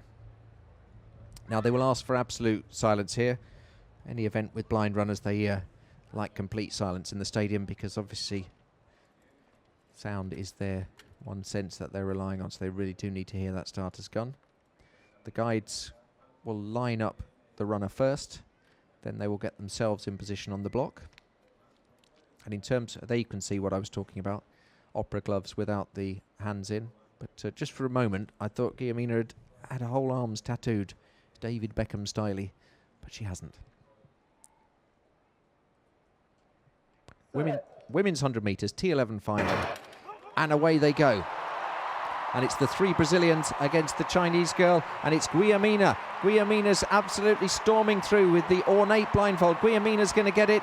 Gia from China may get second. No, it's hard to tell who got second. Both the Santoses coming through, but no doubt the winner, Teresina Guilhermina. What a character she is. They've loved her in the stadium. Every night she's had more and more ornate blindfolds, and she's... I don't know what he was saying. The last word was Brazil. I think he was saying you're all invited to a big party in Brazil in 4 years' time, which of course is the destination Rio for the next Paralympic Games. And there is Teresina Guillermina, takes off her blindfold and she puts it on her guide runner. But she hasn't aimed quite high enough and she put it over his mouth, but he's got that on now. And now she's cheering him. What a character. So now it really is the blind leading the blind. And a lovely little dance. What a great moment for the Brazilians there. So exuberant. I think it's going to be a great party, you know, in Rio for the 2016 Games. From what I've seen of the Brazilian competitors here, it's going to be a right laugh. It's going to go off. It's going to go absolutely crazy. Let's just look at this race again, because Guillermina gets away really well with her guide runner. The guide runner has to cross the line behind the athlete, so they'll be alongside them during the race and then we'll just drop back, and it tells her when to dip as well, but she didn't need to dip, she was so far ahead. And Teresina Guillermina of Brazil in a world record time, it's just come up, is 12:01. It's still filtering through to the crowd, that news, and it was Jerusa Santos of Brazil who got the silver, and Julia Santos of Brazil who got the bronze, and Jia of China, who just at this stage you can see is in the silver medal position. Just in the last 10 metres both the Brazilians came past, and now the crowd getting news that it is a world record. 12.01. Guillermina of Brazil beating her own world record, which was 12:04. And there's that lovely little dance again. She puts the blindfold on the guide and then twirls him round. She did say before London she was aiming for under 12, but I think she'll be happy with that, beating her own world record. She'll be delighted. So there's confirmation of the final. It's a 1-2-3 for Brazil. World record 12:01, 12:75 and 12:76 for the two Santoses, and Jia of China 12:79. So that will be the second time in the Games in the Athletic Stadium that we'll have seen a 1-2-3, and we'll get the Brazilian anthem. We saw it with the Algerian shot putters earlier tonight. Now Dion Bass in third place in the long jump. 21 years of age. He looks younger, but he's a great competitor, and Natalia met him at the demonstration event, says he's a lovely chap. Test event, not demonstration event, test event. Dion very sensibly just waiting for the noise to die down. The announcer in the stadium likes the sound of his own voice a bit too much. I can say that as a stadium announcer myself. And Dion Bass wants some clapping from the crowd. They'll get behind this young lad. Take a deep breath, fella. Here we go. He's in third place in the long jump. Dion Bass, up he goes. Oh, that looks massive.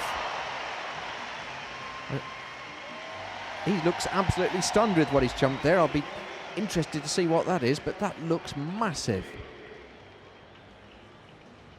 In third place in the competition. He's an F38 competitor. There's F37s and F38s in this. F38 is cerebral palsy, not as serious as F37. And we're just waiting for it to come up. 6:48. That is a Paralympic Games record for an F38 competitor. 6:48. It gives him 1,021 points. It doesn't put him in the lead because Kugayev of Russia, who's 28, is an F37 category, which is cerebral palsy but more severe impairment, and so even though Dion Bass has jumped further, he'll still be in third place. For the men's 800 meters T12. It's come up as a Paralympic record. It also says it's equalled the world record. I'll get back to you on that one. He's definitely got the Paralympic Games record. He may well have equalled the world record, Dion Bass. The medals will be presented by Mr. Ali Hazala, governing board member of the International Paralympic Committee, who is accompanied by Mr. Aditya Mittal, Chief Finance Officer for ArcelorMittal. ArcelorMittal, the people behind the big sculpture in the Olympic Park, the orbit. Representing Great Britain, David Devine. Well done, David. Listen to the noise for the home fans for David Devine and his bronze medal.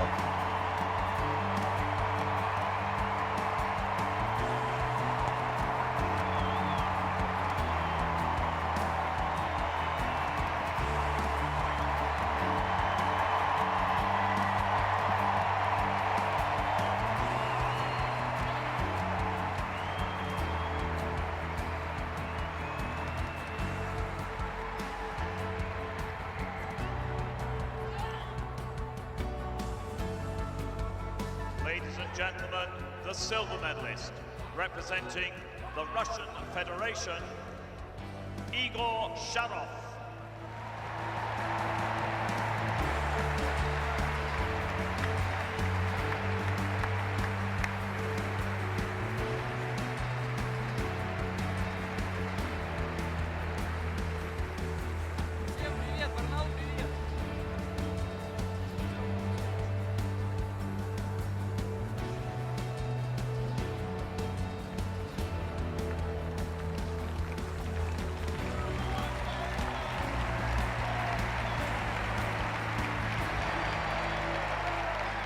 And ladies and gentlemen, the gold medalist and Paralympic champion, representing Tunisia, Abdurrahim Zihoul. Zhou of Tunisia, a worthy winner of the gold medal. So we'll have the Tunisian anthem in just a moment. Still to come tonight, though. We've got plenty of action. Got the women's 200 metre T37 final still to come.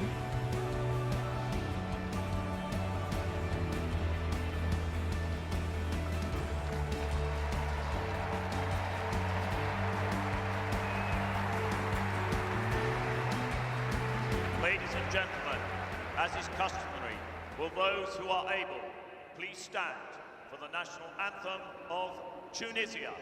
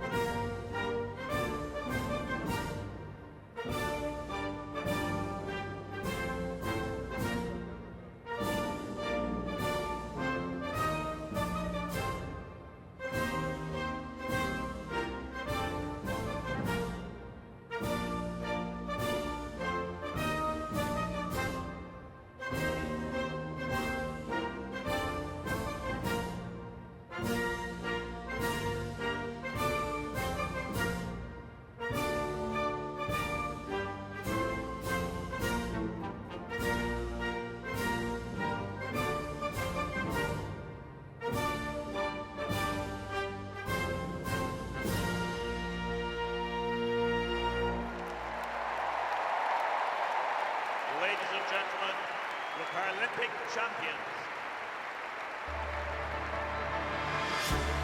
So the Tunisian anthem for Zhou of Tunisia. Well, let's just catch up on what people are saying on Twitter and Facebook with Natalia. Well, Sky Anthea's just tweeted in to ask Jeremy and Nat. That's what confused me. People are shorting your name and then I lengthened it to an impossible length. What inspired you guys to get involved in the Paralympics? Well, I'm a professional sports commentator, so for me it was a job, but it feels like a holiday. It's an absolute pleasure to be here and see all these people. And I got involved in Bonn. I was already out in Bonn when I applied for the job, and it just seemed like such a great opportunity to meet incredible people and work on something really exciting. I jumped on board about a year ago. And how many people work full-time then for the organisation in Bonn? Actually, only about 45 people. Oh, okay. We like the TARDIS. Yeah. You know. So it's very much, compared to the Olympics, it's a smaller group, a very impassioned, enthusiastic group. Exactly. From the outside, we look quite big, but we're actually very small. The TARDIS is a very good analogy for the listeners across the world. The TARDIS is a spaceship in a British science fiction program aimed primarily at children and sort of tea time audience. And it's a spaceship that looks like a police box. It's hard, I don't know why I started explaining this. It looks like a police phone box, and on the inside it's massive, but from the outside it's just the size of a telephone box. And so TARDIS means anything that's small on the outside but big on the inside. Yeah, so are we the opposite then? We look big on the outside, but we're actually small. You Maybe might that well be, wasn't yeah. Such a good comparison. And TARDIS, just in case you ever get asked on a pub quiz, stands for time and relative dimensions Ladies in and gentlemen, space. the victory ceremony for the men's 800 metres T53. I'd like to add a bit of value. The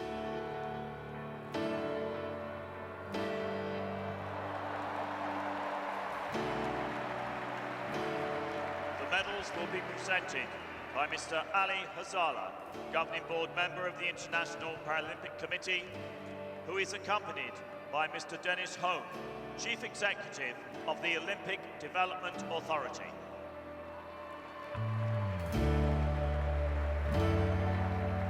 Ladies and gentlemen, the bronze medalist representing the United States of America, Joshua George. Joshua George of the States, 28 years of age. It's a bit of a dude with his headscarf.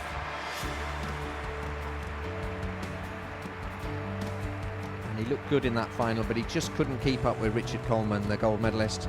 Brent Lakatos of Canada getting the silver. But that's Josh George, and he's got his bronze medal. And some flowers. Never forget the flowers.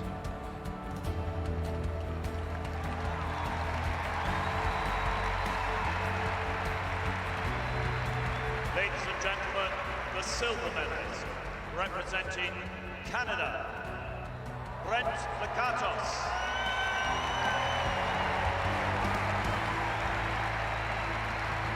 Brent Lakatos in the red tracksuit of Canada. Silver medalist, 32 years of age, with a personal best in the 800 metres of 1:41.24. But he couldn't catch the Aussie, Richard Coleman, who's going to get a massive cheer as he comes up.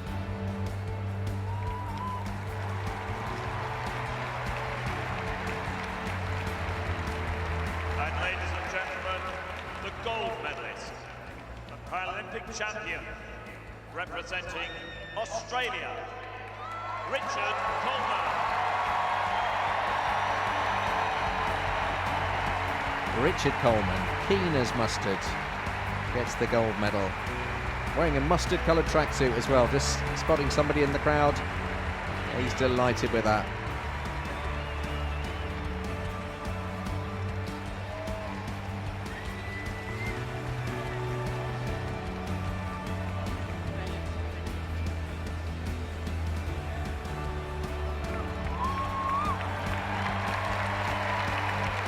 Ladies and gentlemen, as is customary, will those who are able please stand for the national anthem of Australia.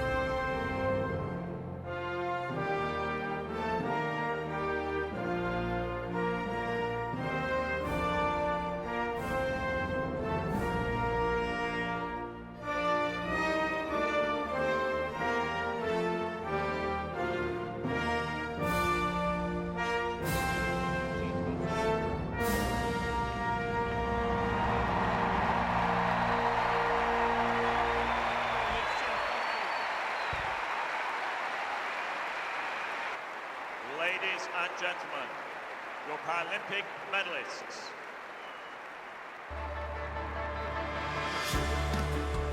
And the poor fella didn't know whether to sing his anthem or smile at the camera or wave at the camera or bite his medal. In the end, he did a little bit of everything and came across really well. Must be quite daunting when you're standing there hoping you don't cry Your anthem's playing, your flag's going up, you're looking at that, people in the crowd that you love are cheering for you, and then the camera goes right in on your face, and you think, can I remember the words of the anthem? And what's the silly commentator saying about me now? Exactly, what is the silly commentator saying about me now? I said he was keen as mustard because his surname was Coleman, that's all I said. So the women's 100 metres, the T42 category. And because it's a 4, that means it's an amputee category. And those are the runners and riders for the 100 metres, the T42 final. Gold, silver and bronze on offer. Smits of the Netherlands in lane 1. Lopez of France in 2. Zielinska of Poland in 3. One of the favourites will be Caironi of Italy in lane 4. Schmidt of Germany in 5. Cartwright Australia in 6. Lowe of Germany in 7. Sullivan of the States in 8. And Ericello of Australia in 9.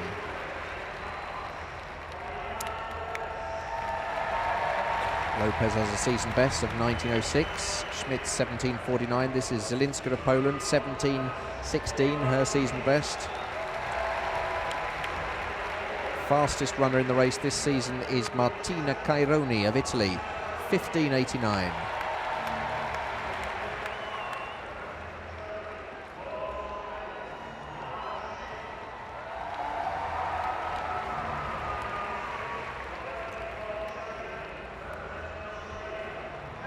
Kelly Cartwright of Australia. Natalia keeps pointing at people and saying, if you've met them, who have you met in this race?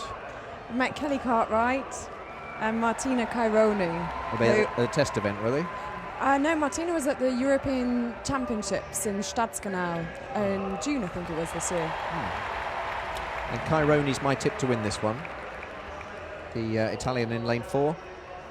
She's got a time of 15:89, and that's it's only Kelly Cartwright of Australia with 16:26 and Jana Schmidt of Germany with 16:05 that can get anywhere near that.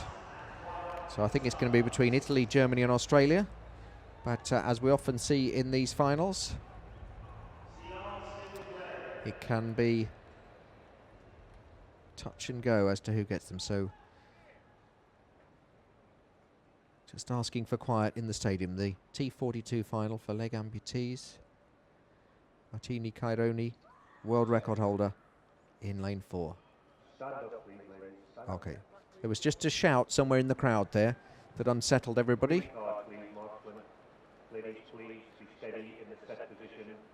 I'm not sure if it was someone in the crowd or one of the competitors that shouted. So that's a warning, a green card. No one gets disqualified with a green card, but it's just an indication saying you're on a bit of a warning here. Somebody made a noise. We can't really tell who that is. Certainly Katie Sullivan in from the United States in 8.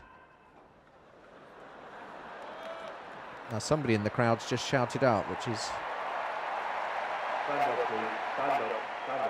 Okay, I'll tell you what's happened there. Somebody in one of the throwing events, or the long jumper, has made a noise as they've thrown the I think it's the javelin by the sounds of it. I can't...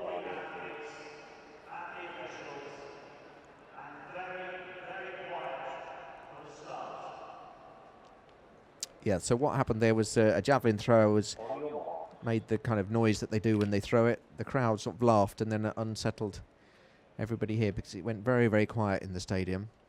So for the third time of asking, they go down. Caironi of Italy in 4, Schmidt of Germany in 5, Cartwright of Australia in 6. I think the gold medalist will come from there, but you can never tell in a Paralympic final. Here we go, women's 100 metres, T42. And it's the Australian who's away well. Cartwright from Australia, Schmidt from Germany, and Caironi from Italy in the blue coming forward now. Caironi from Italy going well. The Australian Cartwright coming back at her.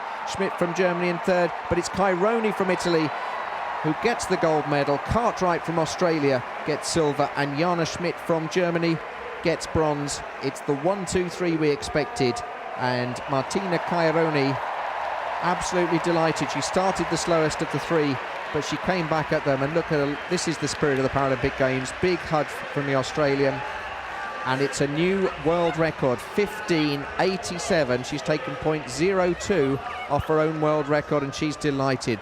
Martina Caironi of Italy, 22 years of age, a world record holder and a Paralympic champion. She can hardly contain herself. I can't wait for her medal ceremony because she looks like someone that might burst into tears. Very, very emotional Italian lady, but you can see how she starts there in third place, the Australian off to a flyer, and this is where the Italian comes back, just showing her power. And look at the determination, and that means she's not only the champion, she's the new world record holder. Well, she was the world record holder, but she's now even faster. She's taken 0.02 off our own world record, 15.87. She's absolutely delighted with that.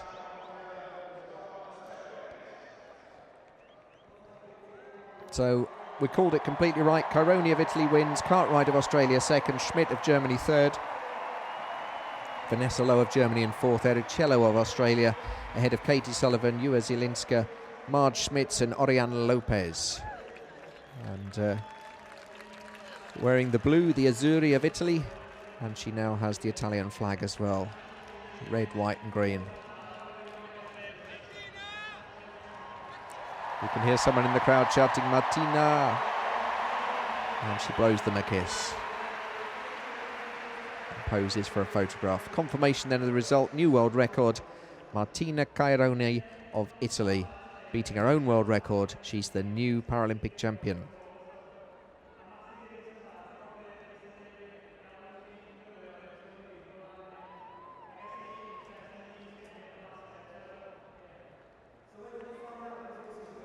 Jeremy, I'm just going to post a video we did of Caironi at the European Championships because she is just adorable. What do we see on the video? Sell the video to the viewers. She's just such an... She's just Italian. She's adorable, funny, and really warm personality. And I think that comes through in the interview. She gives a little bit of background to her training in London as well. And we can go to that at youtube.com and look at Paralympic Sport TV channel. Or if you go to paralympicsport.tv, that diverts you automatically to the YouTube channel. You can see highlights of all the action from the Paralympic Games. If you have missed stuff, if you've come in, you want to go back and look at stuff again, that's where it is. Now that was the Iranian thrower there, Nick Parast, and I think it was him that made the noise, and then because he's gone into second place with that throw, with a throw of 59.83, I think that's the cheer we heard that possibly caused the last race to have to be started again, or lined up again.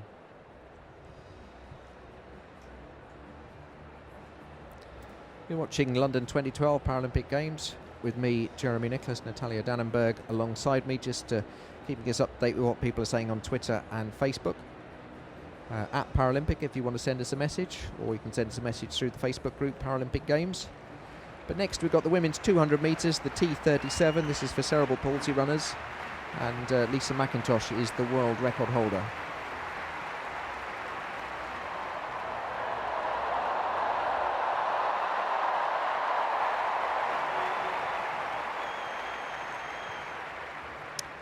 Let's have a look at the runners in this then. The Ukrainian girl, Marina Sinisar in lane 2.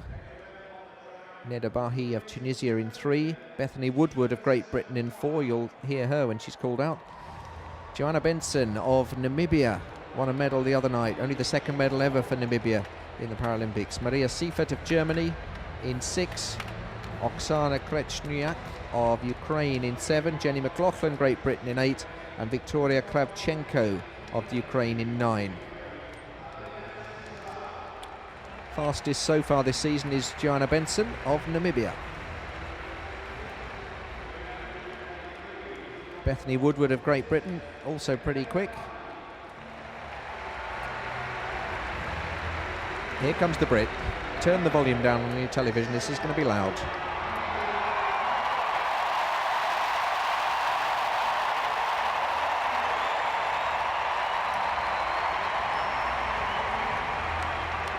Bethany Woodward, just 19, she's in with a chance of a medal tonight. But this will be the favourite, Joanna Benson, 29.39. Qualifying time was her best time so far this season. She qualified with a personal best. Has she saved something for the final? My money's on Joanna Benson, with Bethany Woodward to get silver. But this is also an experienced runner, Maria Seifert, 21 years of age from Germany, 29.87, her season's best.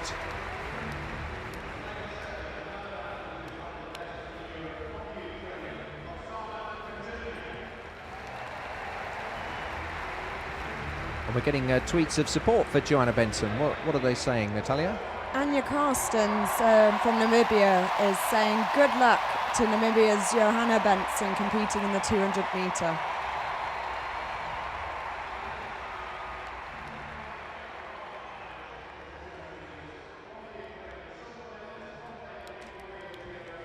And there's Victoria Kravchenko. So Joanna Benson, she's in lane 5 from Namibia. And the reason I'm tipping her is because I always think form is important, and she set her own personal best, which was the season's best personal best in her qualifier for this. So provided she hasn't given it all in the qualifier and she's kept a bit back, she should be okay. Now, runners in this race, some will start in a kneeling position, some in a standing position. It's a matter of choice. And they're off. It's the women's 200 metre final, T37. This is for cerebral palsy runners. And Joanna Benson in the blue going extremely well. So too Bethany Woodward from Great Britain on the inside. Joanna Benson's going extremely well, but on the outside, the Ukrainian girl, Krechniak, is going very well. It's Krechniak of the Ukraine in the lead. Joanna Benson from Namibia is coming back. Here comes Benson. Benson from Namibia, absolutely flying. Benson of Namibia is going to get it. The Ukrainian girl's tying up. Benson of Namibia gets it, and Bethany Woodward of Great Britain gets the silver. And it was too close to call for the bronze, but Joanna Benson timed that beautifully. Loads of people cheering for her, watching on TV in Namibia, and that's a great result for her. And she's won a gold medal for Namibia. She's having an absolutely fantastic Paralympic Games, and if she ever gets out of that woman's embrace, she will do a lap of honour. Don't know if that's her mum or a coach or whoever. It's a regional record.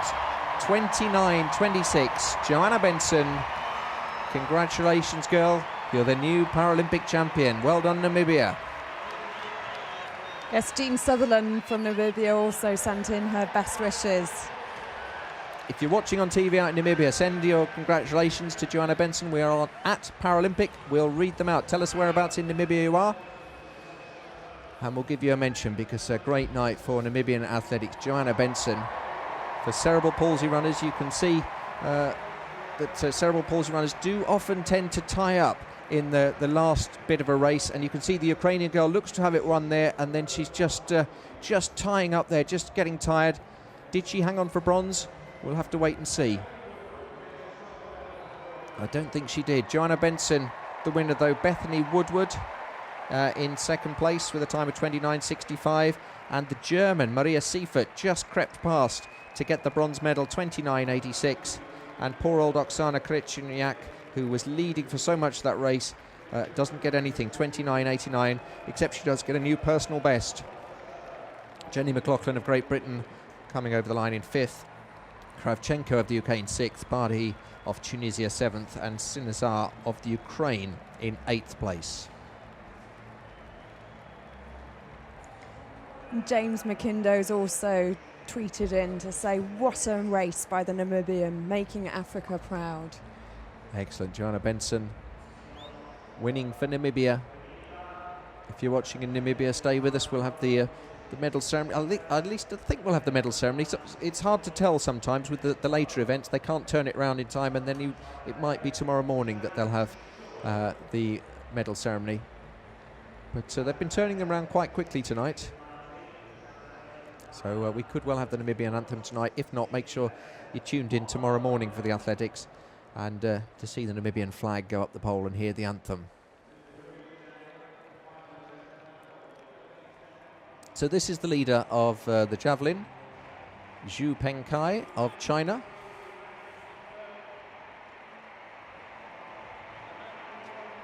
He's not messing about, he's straight into action. 35 seconds longer he could have waited, but some people like to go straight away. Big cheer in the stadium.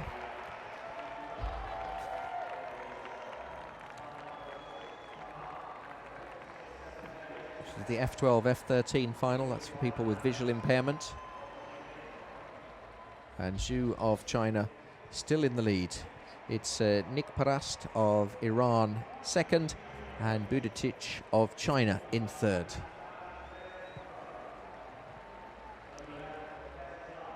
So you do tend to get people leaving towards the end of the night if they've got trains to get back to other parts of the United Kingdom. But lots of people hanging on to see all these events. Lots of field events still going on. And this is Dian Bass of South Africa. He's been in third position, bronze medal place for much of the night. Trails Yuxi Ma of China, who's in silver, and Gotcha Kukayev of Russia, the leader at the moment, and he set a world record. Dion asking for the crowd support. Everyone watching back in South Africa will be willing him along here. He's in bronze at the moment. It's another good jump from the young man.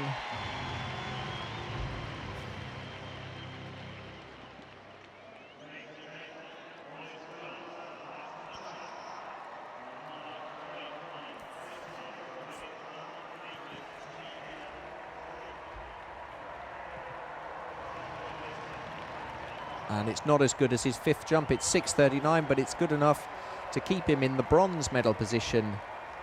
Another medal for South Africa. Dion Bass, 21-year-old, wins bronze in the long jump.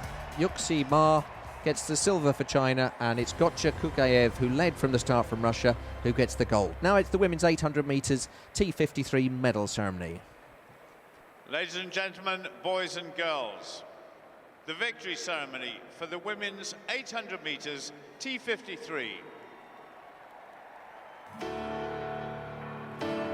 The medals are to be presented this evening by Louise Sauvage, Paralympic Hall of Fame inductee, who's accompanied by Mr. Dennis Hone, Chief Executive of the Olympic Delivery Authority.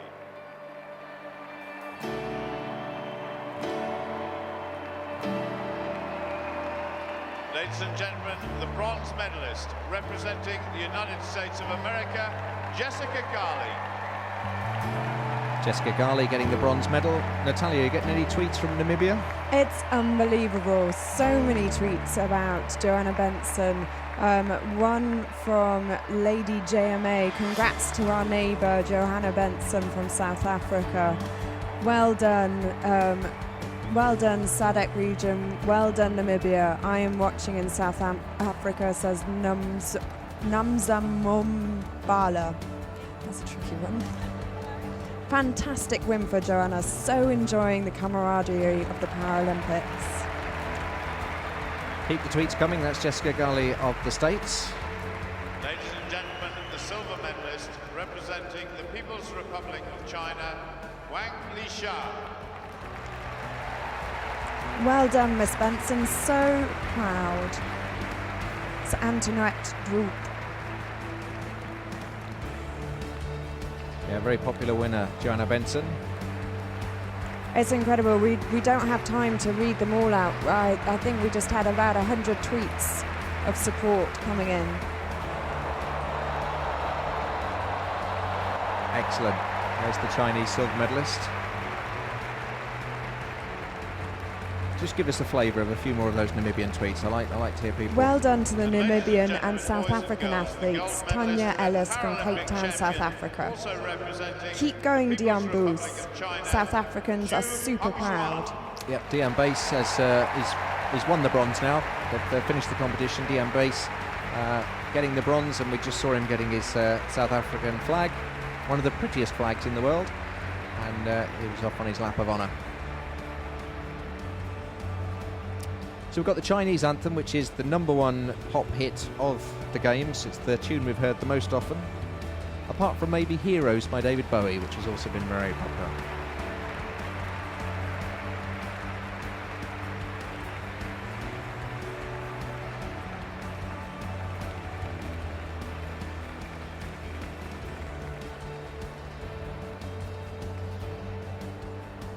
Ladies and gentlemen, boys and girls, as is customary, will those who are able please stand for the national anthem of the People's Republic of China.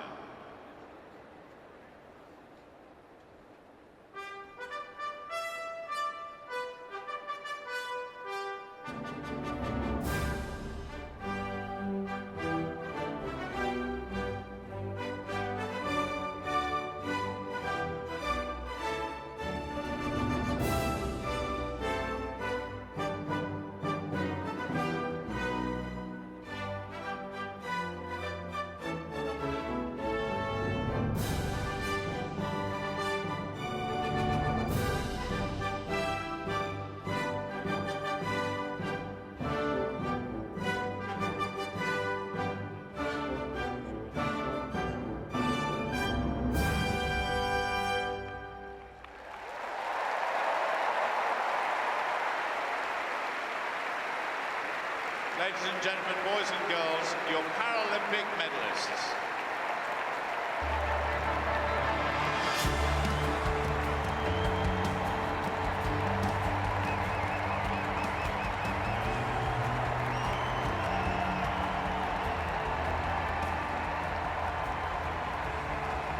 The medal ceremony for the women's 800 metres.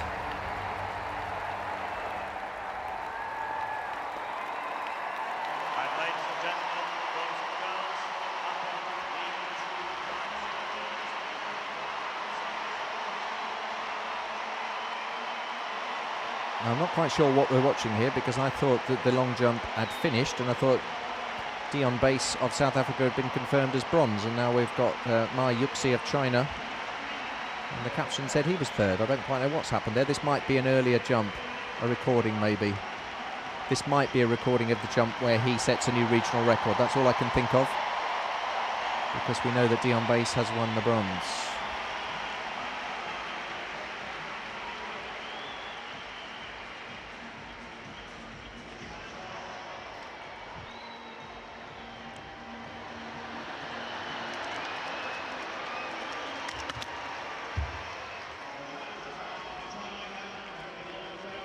So this is Ma Yuxi of China, who's been trailing Gotcha Kukayev and leading, swapping places with Dion Bass for most of the night.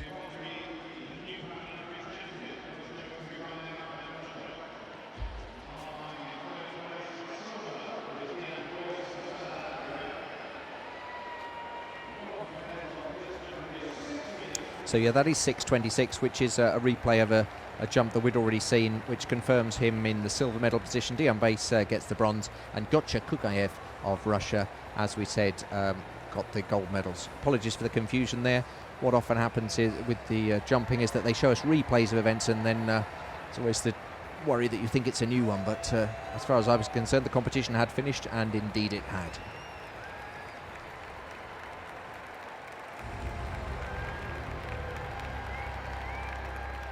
So do pop into facebook.com and look at our Paralympic Games page. The victory ceremony for the women's 1500 metres T20. And follow us on Twitter at Paralympic. And Natalia, who's one of our social media specialists, has put pictures up of the Brazilian ladies' nails.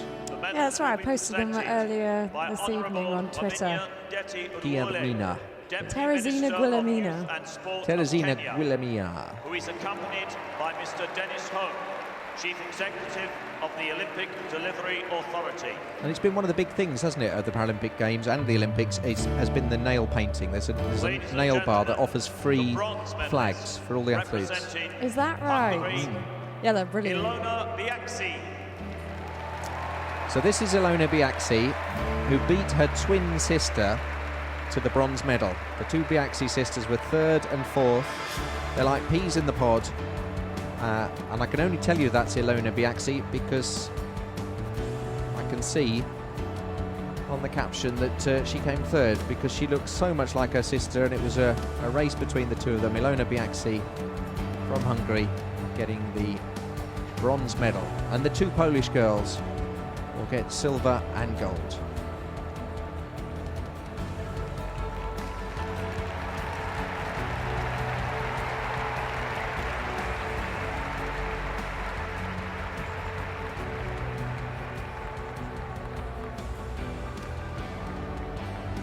Ladies and gentlemen, the silver medalist, representing Poland, Arleta Meloch.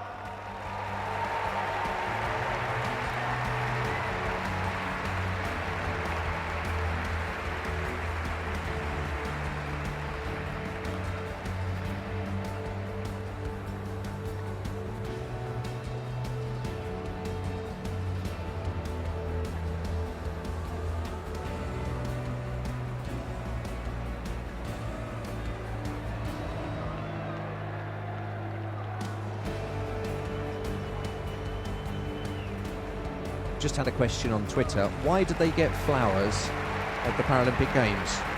And I don't know. I don't know that either. I mean, they always get flowers or a cuddly toy or something like that. At our swimming championships, they get a little cuddly toy. I think it's just traditional to get flowers. Maybe dates back to the Olympics where they got the laurel wreath. If you know why they get flowers, I think it's just a nice gesture. I don't think there's anything particularly symbolic, but if there's something we've missed, do let us know at Paralympic on Twitter or through the Facebook page, facebook.com/Paralympic Games. But as you can see, they all do get a little bundle of flowers. Sometimes you see them throw them into the crowd. Sometimes they give them to their loved ones. Sometimes they probably just take them home. So we're going to hear the Polish anthem.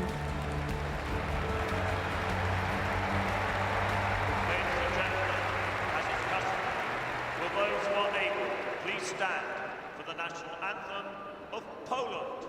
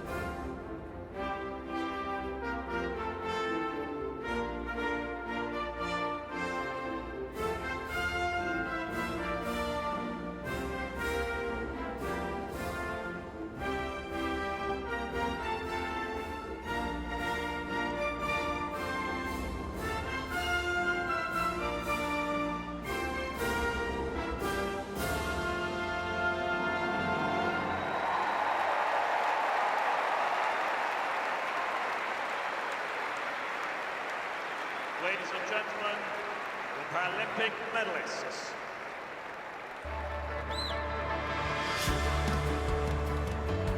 Two Polish girls and the Hungarian Biaxi sister on the podium to get their medals. Got a question for me, Natalia, on Twitter. Yeah, we do. So we've got a question about Dion. Why did he win bronze when he got a Paralympic record? Very good point. Okay, so Dion Base of South Africa jumped 6:48, which was the longest in the competition, but he won the bronze medal. He did set a Paralympic record because he's an F38 category, which is a less severe case of cerebral palsy, and the two people above him were both F37, which is more severe cerebral palsy, and even though they jumped less, the Russian jumped 6:31 and the Chinese competitor 6:26, because they have more severe impairment. It's done on a point system, so the Russian won it. His 6:31 gave him 1,028 points.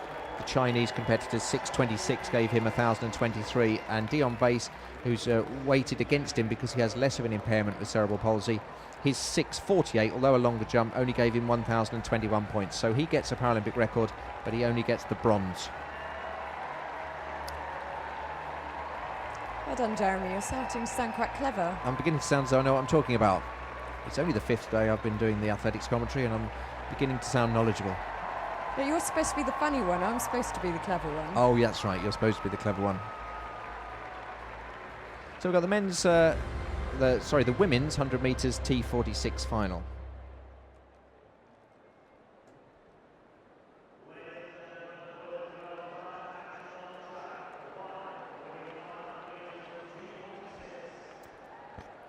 So T46, this will be for amputees.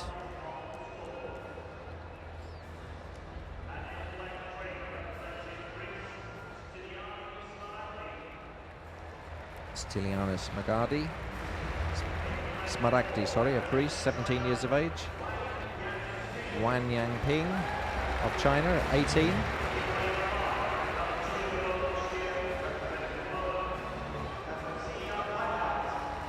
Pajkard of Poland,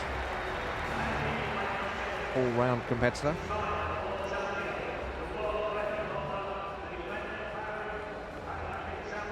This is the girl to watch, Yundis Castillo, world record holder, 11.95, which she did in qualification.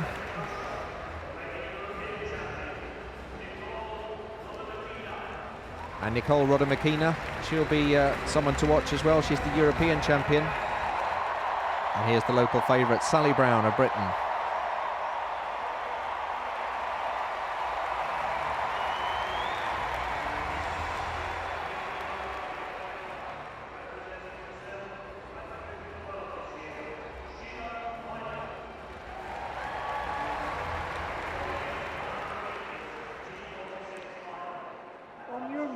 So I think this will be between Rodomakina of Russia and Castillo of Cuba. Cubans in lane 6, Rodomakina of Russia in lane 7. But as I always say, it can go any way at all in the final. So T46 final for arm amputees. Some of them won't necessarily have an amputation, but have some impairment in the arm. Carly Beater of Australia, incidentally, not starting. She was down to be in lane 2. She hasn't arrived. And away they go, and the Cuban Castillo away, and Rodomakina going with her. Castillo from Cuba, though, she's going to absolutely fly down there. Rodomakina of Russia, the Cuban's going to win it. Castillo of Cuba, look at the time, 12.01, just outside her world record. Castillo of Cuba, Yundis Castillo winning the gold medal, and the European champion Nicole Rodomakina of Russia having to settle for second place. It's a time of 12.01. Yundis Castillo, Cuban athlete. She's delighted with that.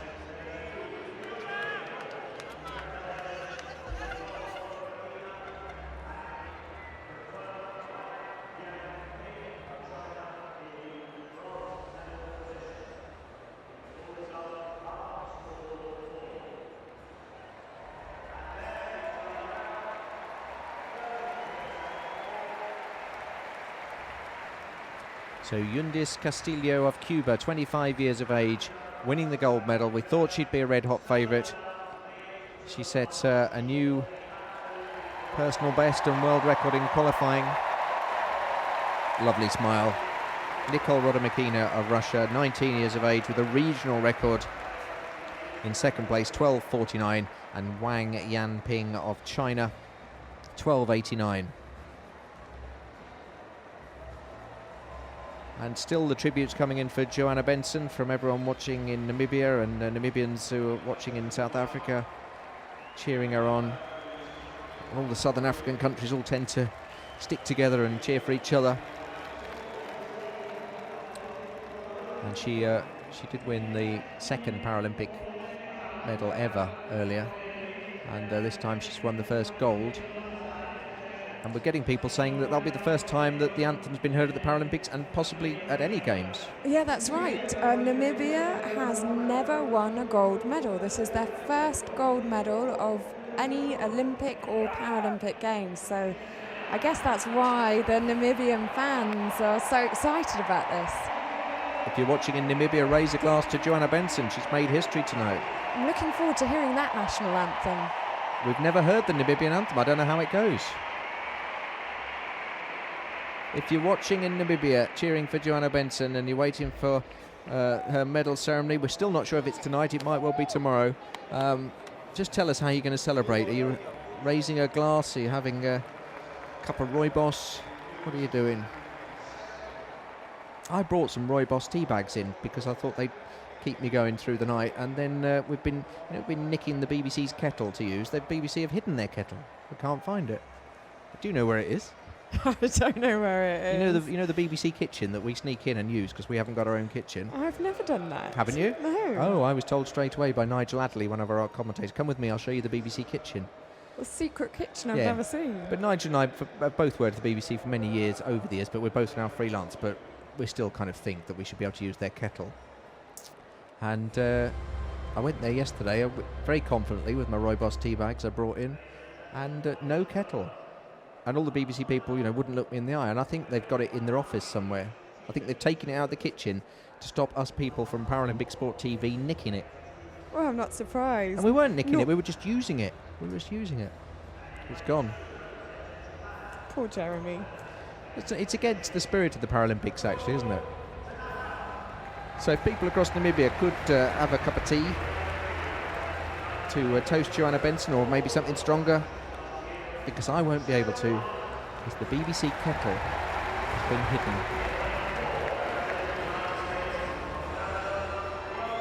Kerry Morgan of the States.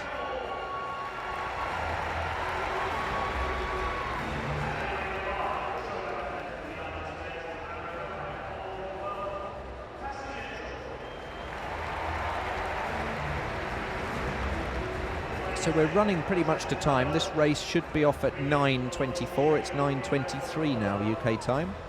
So I'm very impressed the way they managed to keep to time pretty much. The athletics usually goes on till about 10 o'clock, sometimes up till 10:30. Can't always tell how long the field events are going to go along. But do stay with us. At some point on the international stream, we'll be handing over for a news bulletin of a roundup of all the day's action in the Paralympics. But we'll stay on the web with the athletics for as long as it goes on. So Michelle Stilwell of Canada would be the favourite to win this one in lane 7. And Marika Vervoet of Belgium in 6. And Cassie Mitchell of USA in 5. They're the ones to watch as well, along with Kerry Morgan of the States in lane 4. Women's 100 metres, T52 final. And they're away.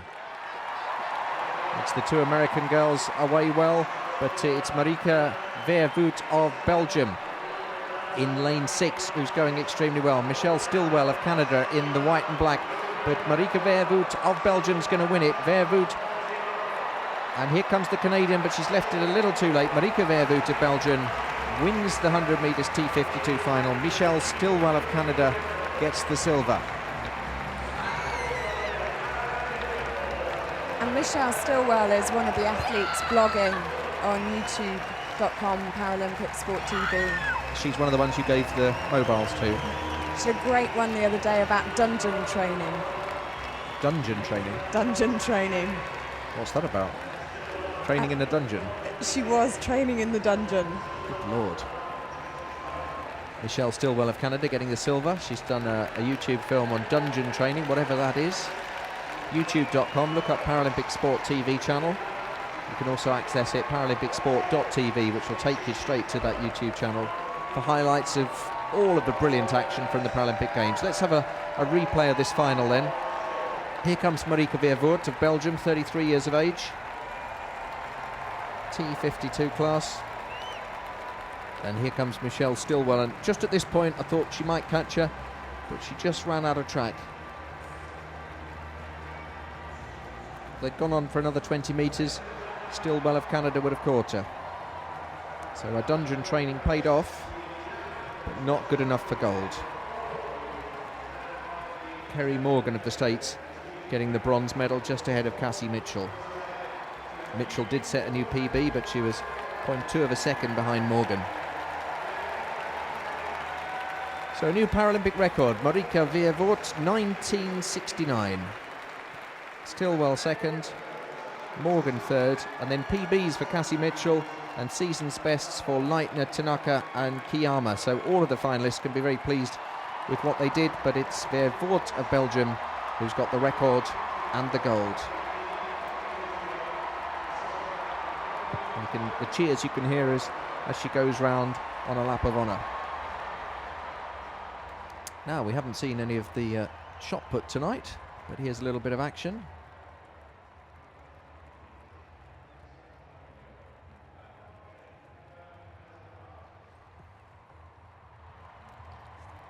Women's shot put, the F20 final.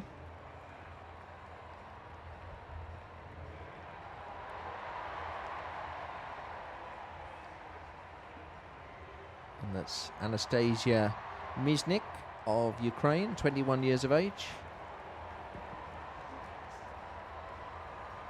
And this competition started at 7:45, so I imagine they're just going to show us some sort of edited highlights. Yes, 12:67, which is a new personal best for her, good enough for second place in the competition. And apparently Namibians don't celebrate with rooibos. What do they have? Jägermeister. Jägermeister. That's lager, isn't it? That's what Anya. No, that's a. What is it? It's a spirit. Is it? Yeah. Jägermeister? Jägermeister. What sort of spirit's that then? It's lethal. Is it? Yeah. Okay. That's what Anya Carson's drinks to celebrate. What's a lager that sounds like Jägermeister? There is one, isn't there? I don't know. I don't really drink very much. I'm a bit of a wimp, really, when it comes to drink. Oh, Hofmeister I'm thinking of. A voice in my head said. And that's why I don't drink, because I have those voices in my head. It's actually the producer in the gallery. Yeah, Hofmeister I was thinking of. Remember that? Hofmeister, follow the bear? Jägermeister, it's the spirit. Anya Lutz also asked us, what type of tea do Brits drink? We drink English breakfast tea. And builder's tea. Builder's tea, yeah, which is, you know, if you have the workmen in, you don't give them the best tea. You give them builder's tea. Lots of milk. Yeah, but the one tea that I really don't like is Earl Grey tea. And because you're English and it's an English invention, people think you like it, but Earl Grey tea, it's like tea with perfume in it. Why would you want to drink perfume? I quite like it, actually. Yeah, but not to drink. And this is the leader of the shot put, Uederska of Poland, 35 years of age, with a throw of 13.80. It's a new Paralympic record.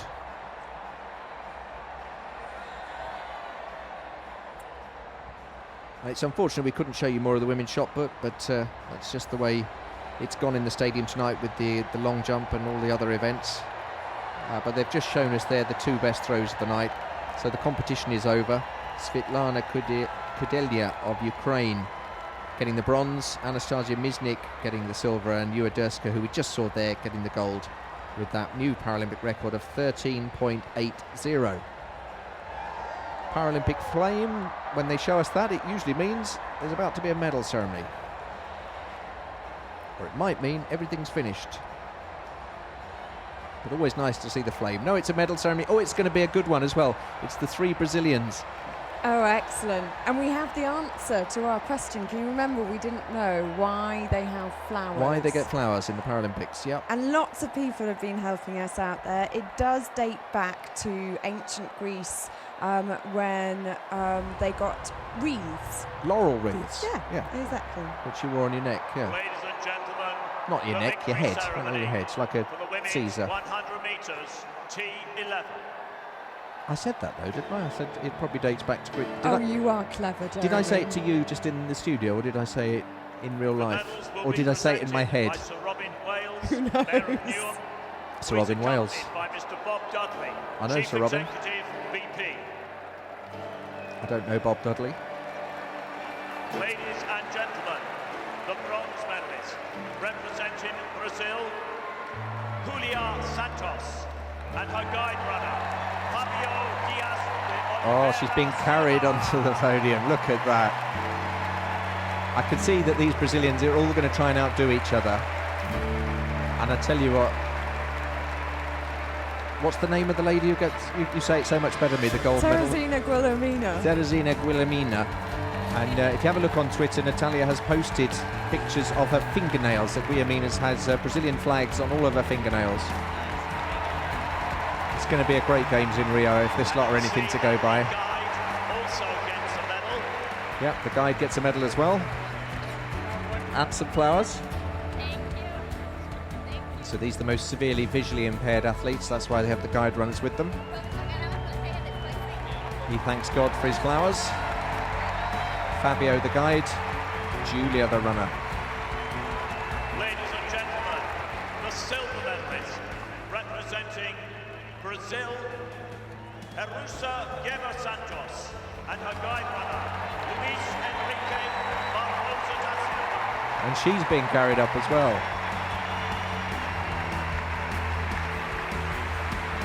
No reason at all why they can't walk up. These women have just run a 100 metres race, but it's nice to see their guides carrying them up. It's almost like taking a bride over the threshold of a new home when you've just got married.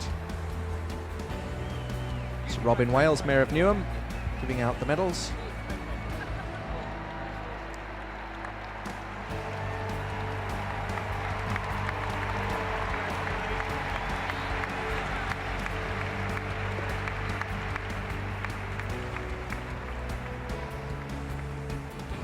Now, the gold medalist is a character. What's going to happen here? Gold medalist and Paralympic champion representing Brazil. I think she'll dance up. Valentina Wilhelmina and her guide runner, Wilhelm Suarez de Santana. Oh yes, they are going to dance up. Look at that. How did I predict that? Look at that hair. She's gone for the real Carmen Miranda there. Love it. Carmen Miranda, Hollywood actress, who used to have all sorts of fruit in her hair, piled up high. And Guillermina, well, she's very, very stylish. She's not wearing her blindfold now, but when she did wear a blindfold during the race, there were lots of sequins on it. Bling-tastic. Bling-tastic. I think is she showing her fingernails? There they are, look, there's the fingernails. And I think that's the international symbol of peace, the dove that they're doing there, or it's displaying the fingernails. I'm not really sure. As he did it as well, I'm assuming it's the dove, because he doesn't appear to have done his nails.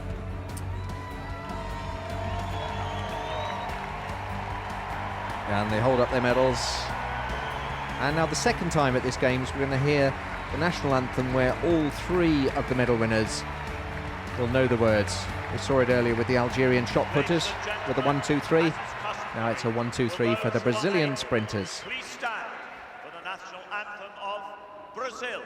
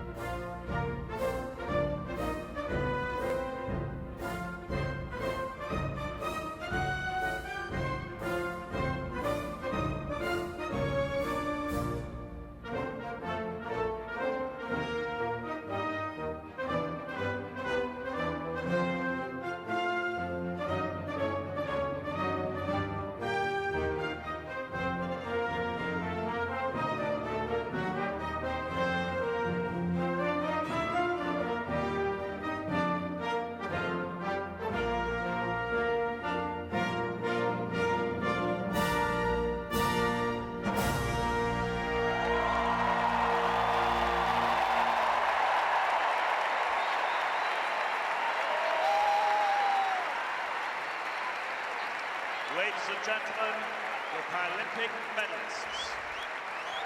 Well, that's my favourite medal ceremony so far, because Guillermina was so close to tears there, so full of emotion as the Brazilian anthem played.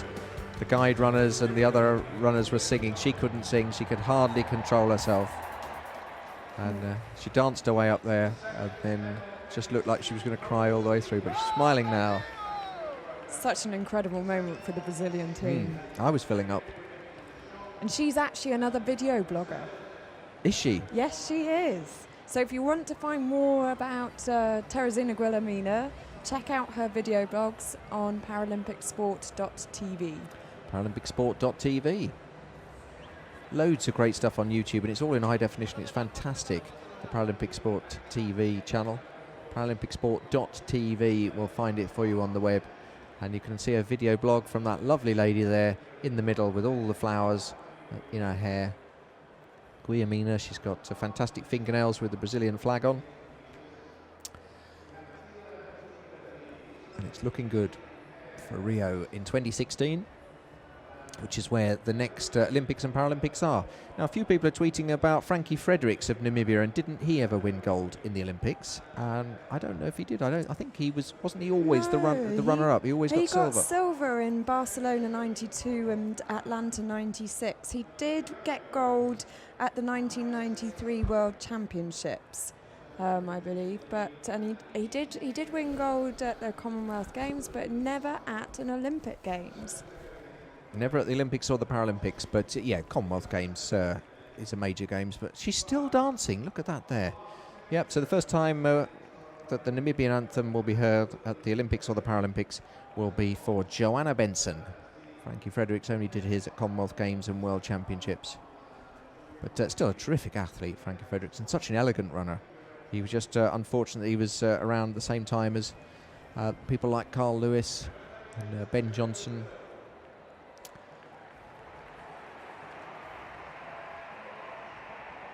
So the women's shot put, let's just see a little bit more action from that. The F20 final.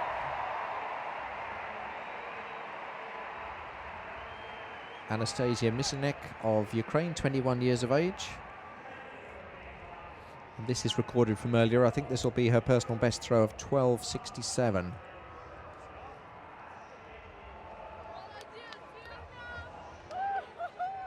In actual fact, it's the other Ukrainian, Svetlana Kudelia, and that's her throw of 12.24. So that competition is over now, and she won the silver. Misnik, the other Ukrainian athlete, won Ladies and gentlemen, boys and girls, the silver, and Durska won the gold. For the men's F37-38 long jump. So a terrific long jump competition we've been watching throughout the evening, and here's the medal ceremony for that now. The medals this evening will be presented by Sir Robin Wales, Mayor of Newham, who is accompanied by Mr. Aditya Mittal, Chief Finance Officer for ArcelorMittal. So here comes Dion Bass of South Africa. The bronze medalist representing South Africa, Dean Boyce. And you see the announcers called him Dean Boyce, but it's Dean Bass. I'm reliably informed. My wife's South African. She coaches me on my pronunciation, and I called him Boyce the other night, and I tell you, when I got in, I got a rocket. She says it's Bass. Dion Bass getting the bronze. I might put her in touch with the announcer in the stadium. She can square him up.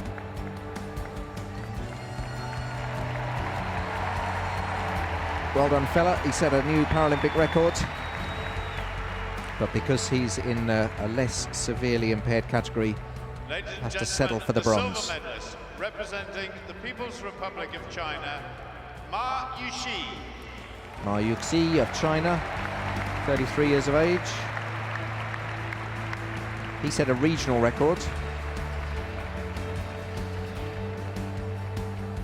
And the Russian who won it, Gotcha Kugayev, also set a world record for the F37 category, more severe form of cerebral palsy.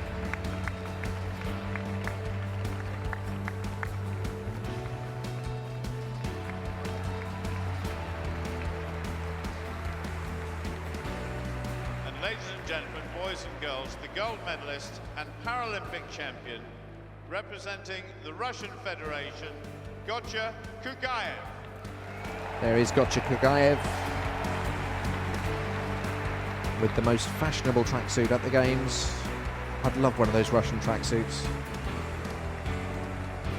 I wonder if they give you a headache though if you looked at them for too long.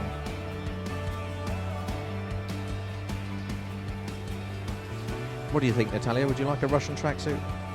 No, but I tell you what I do like, the What? Swedish trainers. Swedish trainers, Yeah. what do they like? They're sort of blue and yellow. And I tell you what, the Australian ones aren't bad either. They're green with yellow laces. I'd take either of them.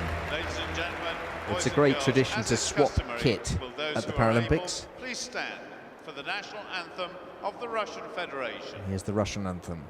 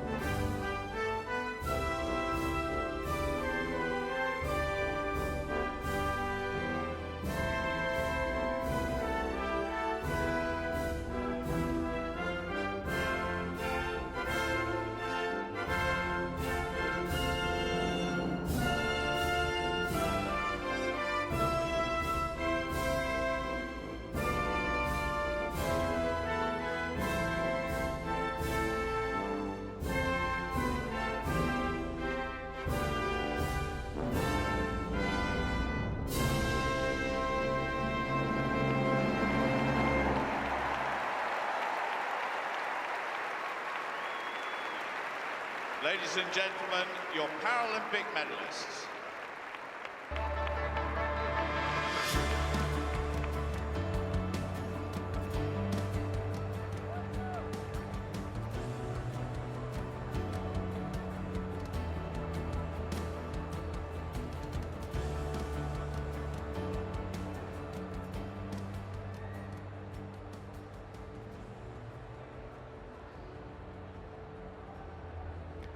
Just pulled up some information about Dion Bass. His education is religious and theological studies at the Global University in Cape Town. That's why he's such a nice young man. And his coach is Suzanne Ferreira. And his hobbies are swimming, going to the movies, reading and listening to music. And he speaks Afrikaans and English. And his disability is cerebral palsy. His ambition, I want to become #1 in the world in all my events, and after my sports career I want to become a pastor of a church. Sounds like a splendid young man.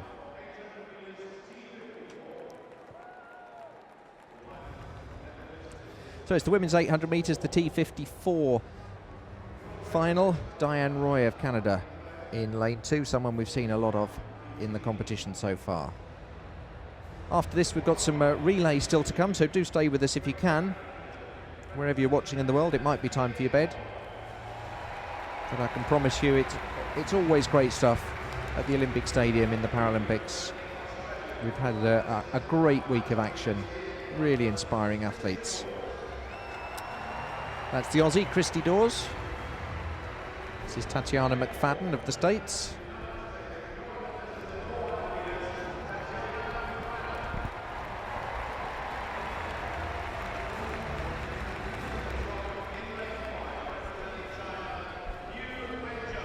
Liu Wenjun looks very calm. She has the fastest season's best of 1:48.49. I beg your pardon, Tatiana McFadden's just slightly quicker than her, 1:46.97.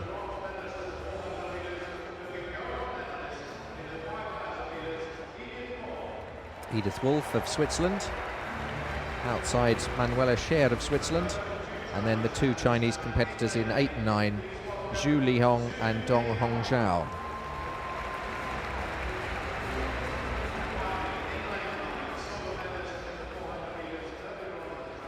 World record set by Chantal Petitclerc of Canada in 2008, 1:45.19.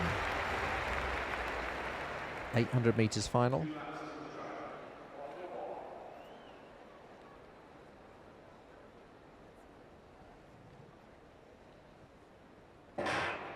And they're away. It's the women's 800 metres T54 final, live from the Olympic Stadium here in London. It's rare to get records in these finals because they're often become a little bit tactical towards the end. But it's Tatiana McFadden from the United States who breaks away. Chinese competitors are going to take 2nd, 3rd and 4th, it looks like, from the break. But it's Tatiana McFadden. She has the fastest time, 1:46.97 so far this season. McFadden of the States. Then it's the three Chinese competitors, Zhu, Dong and Liu. And then behind them we have Manuel Scher of Switzerland, Edith Wolff of Switzerland and Christy Dawes of Australia. But Tatiana McFadden is ahead from Liu. It's going to be between these two. They do have the best times. McFadden from Liu, and they're getting away. McFadden from the States, Liu from China, and the crowd really roaring these two on. This is a really fast time. Plenty of people still in the Olympic Stadium here at nearly 10 to 10 at night here in London. Tatiana McFadden looking confident. She's pulling away. Liu of China is not going to get her. And there's a real battle for bronze going on just out of the picture there. But it looks like Tatiana McFadden's going to win the 800 metres in the Paralympics here, London 2012. Liu of China is being caught by the pack, but Tatiana McFadden is absolutely flying down here. Now, can she beat the world record? 1:45.19 is the record. 42, 43, 44, 46. No. Well, we didn't actually see her go over the line, so I can't tell you whether she did or not, because for some reason the director decided to go wait for the battle in the second place. But Tatiana McFadden winning for the United States in a time of 1:47.01. Edith Wolff with the season's best for Switzerland did catch the Chinese athlete to get the silver medal, in Zhu of China with a PB of 1:50.31. But there's the delighted face of Tatiana McFadden, 1:47.01. And she's also blogging for us, Jeremy. Fantastic. What sort of things do they blog, these people? Well, we've had a lot of male athletes blog from the ice bath. It's quite a nice one for the ladies. And when you say blog, is it pictures or is it It's a video. word? Oh, it's a video. Yeah. So okay. they're filming themselves in the ice bath. Yes, it's very tasteful. Do you have to approve them before they go out? Yes, we do. We do approve them. We've got a family audience, don't you know? Absolutely. So Tatiana McFadden, we don't know what she's blogging, but probably not from an ice bath. Well, she did one blog about her sister, actually, who's also competing here at the Paralympics. So well done, Tatiana McFadden. She's 23 years of age. She's from the United States. University of Illinois. Really? Like quite a lot of athletes here.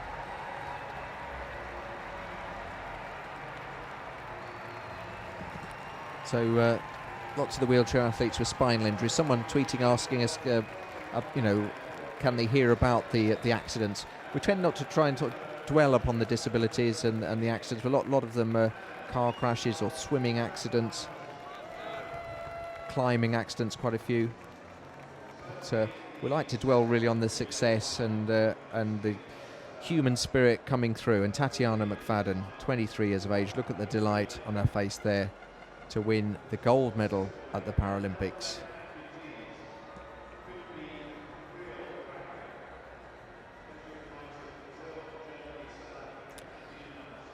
She couldn't quite get up to Chantal Petitclerc's world record, but it's a very quick one. 1:45.19 the Canadian set back in 2008. There's confirmation of the result. McFadden of the States from Wolff, and then Zhu of China getting the bronze. So we've still got some relays to come tonight. Men's 4x100 metres in the T11, T13 final. That's for people with visual impairment. And then we've also got the T42, T46 final in the men's 4x100 metres, the relay. And then the last event of the night, which is scheduled for 10:27, is the round one of the men's 200 metres.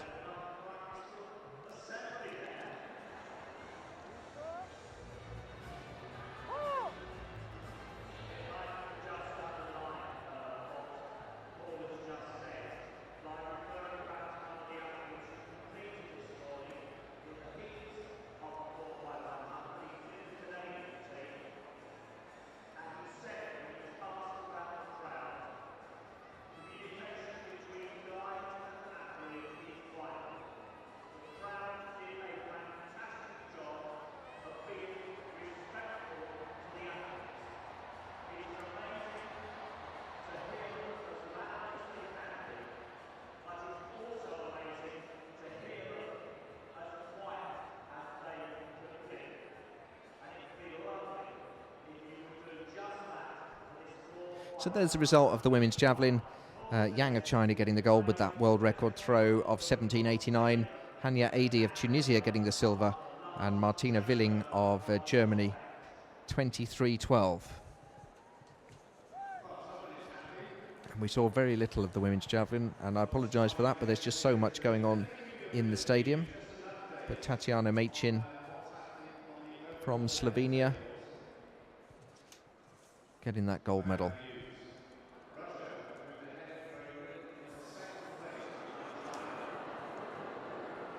Oh, the crowd are just being told something and they've booed. I don't know what that was.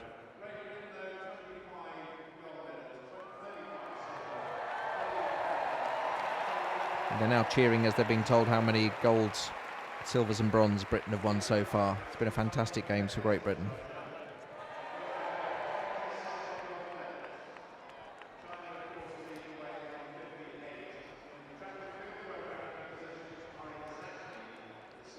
It's fantastic to see how many people have stayed in the stadium to see this event.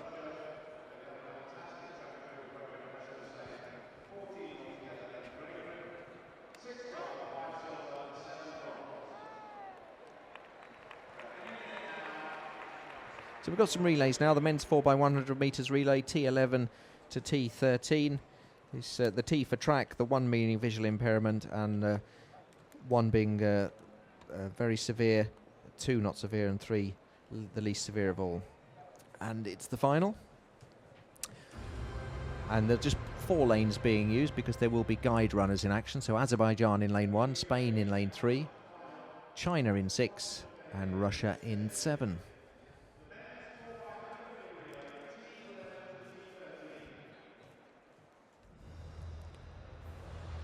Now, I always worry about the relay with people dropping the baton, but Great Britain not in the final, and we pretty regularly drop the baton, so I don't need to worry. I can be completely impartial. There's the Azerbaijani athletes setting off on the first leg. Here's the Spaniards. Again, it's always the athlete with the number on, and the guide will have the bib on.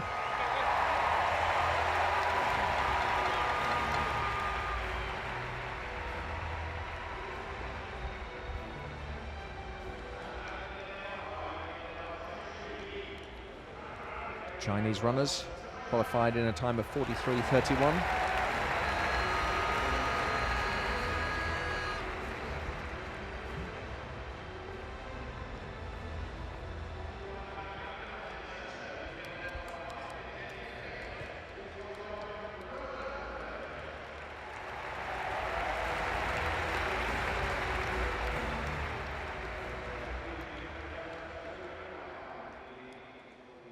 So traditionally the relays come at the end of the night, and they're always big crowd favourites, very exciting. 4x100, 4 runners, they each run 100 metres each, so it's a lap of the track with 4 people carrying the baton round. And as you can see, not all the competitors electing to have a guide runner. But because the categories are T11, T12 and T13, the T11 runners will need guides because they will be either completely blind or have such little vision and they'll be made to wear a blindfold, so it's a level playing field. The chap we're seeing there in lane 7, he'll be a T13 runner. He won't need to have a guide. He has enough vision to see where he's going. Set. So it's Azerbaijan on the inside lane, then it's Spain, then it's China. And on the outside lane, it's Russia. Good handover from the Chinese. And the Spanish. And you notice the crowd have gone completely silent, and this is because they've been asked to keep quiet so that the runners can hear the handover. If you're thinking it's unnaturally quiet in the stadium, it's almost as though there's something wrong with your television. That's what's happened. And now they're allowed to cheer as the last handover is taken. And it's Russia against China. Russian with the guide runner. It's going to be really tight. The Chinese athlete at the line. Is the Russian going to get him? I think the Russian just got him at the line. That's the best finish we've seen all night. Russia against China. 2 superpowers up against each other In the men's 4x100 metres, it's hard to tell because the guide runner was between the two of them. The Chinese athlete running on his own. The Russian had a guide.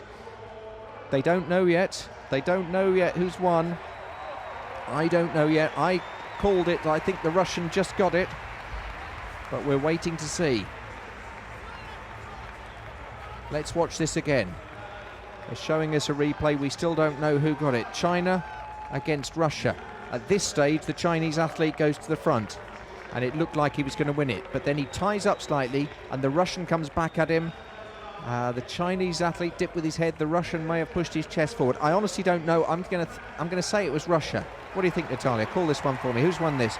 Russia on the near side, China on the far side. Goodness me, it's close, isn't it? It's Russia. I'd go for Russia. It is Russia, yeah. Yeah, the Russians got it by 0.02 of a second. Russia 42.66. And that's a great win for Russia. Exciting, aren't they, the relays? Yeah, they're great. We've got another one coming up as well. We have.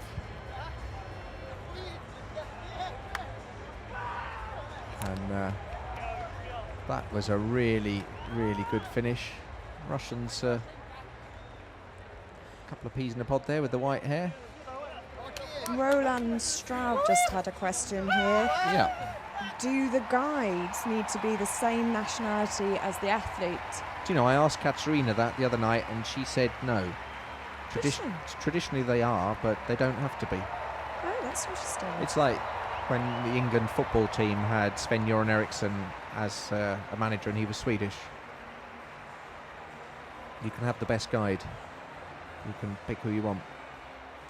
That's what Katrina said anyway. I'm just quoting her. She's a Paralympic ambassador, so it's probably true. What happens if they win and then they both get a medal? Which national anthem do they play? Oh, well, it's always to do with the athlete. The guide only gets a medal as a courtesy, really. Speaking of medals.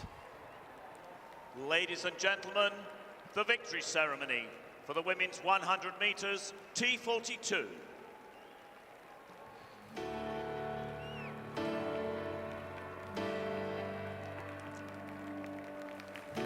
The medals will be presented by Mr. Harry Zenner, Technical Director of Ottobock, who is accompanied by Mrs. Mariano Dima, Head of Marketing, Visa. About to hear the Italian anthem, one of my favourites. Martina Caironi, one of your bloggers. Ladies and gentlemen, the bronze and this guy medalist from Ottobock, of course, Ottobock have been repairing all of the prosthetics and wheelchairs on the park, and they've been doing about 250 repairs a day in their workshop. I was watching the wheelchair rugby today, and I bet they take a bit of repairing. Oh yeah, oh yeah. Jana Schmidt of Germany, 39 years of age, getting the bronze. Must be quite a job repairing all the wheelchairs. They get a bashing. Not so much on the track, but the wheelchair rugby and the basketball. Wheelchair rugby, if you haven't seen it, I commentated on it earlier this afternoon. Its nickname is Murder Ball. That says it all, doesn't it? It does. You know it's not a friendly sport. It's actually called Murder Ball. It was invented in Canada. They still refer to it as murder ball. Yeah. Yeah. But they just wouldn't allow it on the Paralympic programme as murder ball. Americans call it quad rugby. But on the Paralympic programme, we like a nice friendly name, wheelchair rugby. Ladies and gentlemen, the silver medalist representing Australia, Kelly Cartwright. She ran a great race, Kelly. 23 years of age. Set a new regional record, 16:14.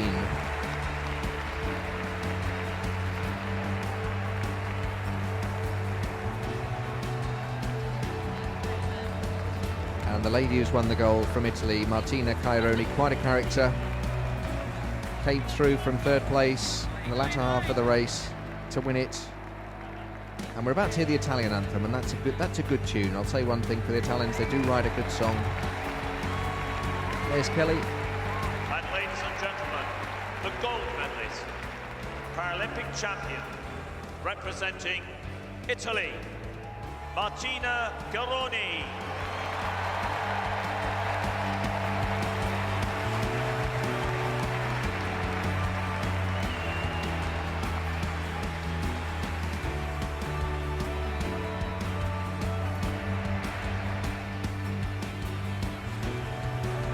And you can't see because of the tracksuits, but these are leg amputees in the T42 final. Above knee leg amputees.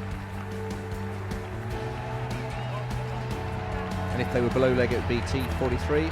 T43 or T44? T44 if it was both legs. Or the other way around. The other way around. Ladies I'm and getting there. gentlemen, as is customary, will those who are able please stand for the national anthem of Italy.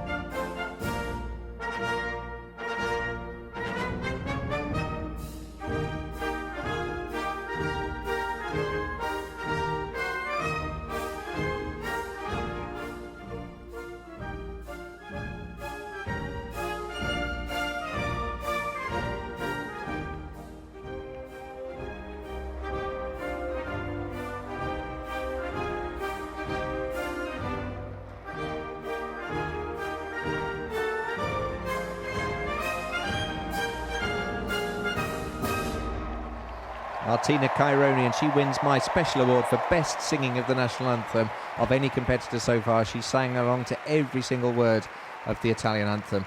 We've got some Paralympic news coming up shortly on this channel, and then we'll have a bit of powerlifting. We're staying with the athletics for another 5 minutes or so. You've been getting tweets from famous people. Yeah, Ladies and gentlemen, Marlon Shirley is Paralympic listening to us, of all medalists. people. Great to have you tuning in. He is the winner of the gold medal in 100 metre T44 from Sydney 2000 and Athens 2004. Good to have you on board, Marlon. And he's tuning in for the 4x100 finals that are coming up. He'll be cheering on the US team. And he said it's a shame that Jim Bob got hurt. That's Jim Bob Bizzle, who's not racing. And he also wanted to reply to somebody's inquiry. He said, I saw someone ask why the guide pulled up. So the guides pull back in visually impaired races before the end of the race. And he said the guide can't cross before the athlete does. So that's why. Absolutely right. And we saw one of the Chinese competitors last night, and the guide actually did drop back and then pushed the athlete over the line to try and get her from silver up to gold, and they got disqualified. So we might just have time to get this relay in before we lose people watching on the international feed. If you do lose us, because we've only got about 5 minutes left on this transmission, then do go to paralympic.org as your backup, because we will still be live on there for the rest of this relay. But we've got a summary of the Paralympic news coming up, and we've also got some powerlifting. But we'll see if we can fit this relay in for you. Oh, he's excited. He was worried that he wasn't going to be on telly, and he's just heard that he is. I think he was trying to wake us up. Yeah. So China on the inside lane. Then it's France.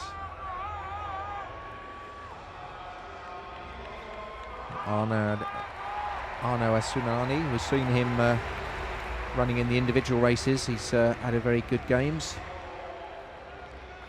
This is Brazil. You'll recognise Johansson Nascimento will run the second leg. He's the chap who asked his girlfriend to marry him, Talia. He held up a thing and she said yes. They were linked up by Brazilian TV and she said yes.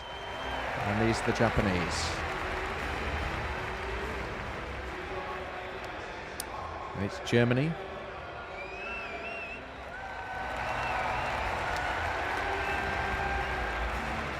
So this is the last big event of the night. There is scheduled to be some 200 metres heats coming up. Here's the South Africans. Samkelo Radibi, or Radaby, like Lucas Radaby, South African footballer, played for Leeds United. And there's the United States, Jerome Singleton. We've seen him before, he's a character.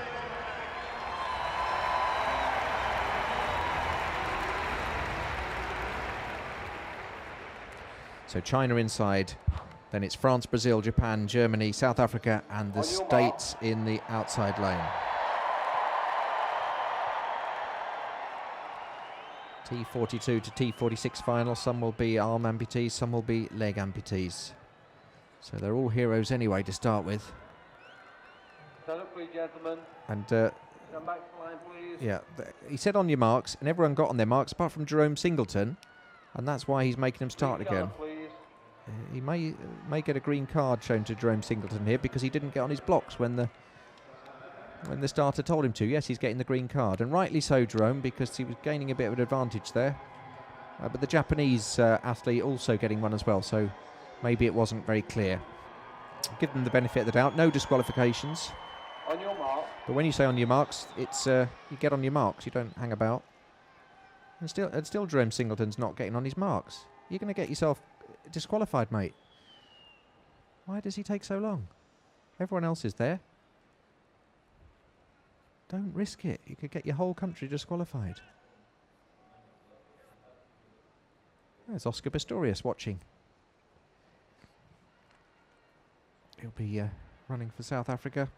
Set.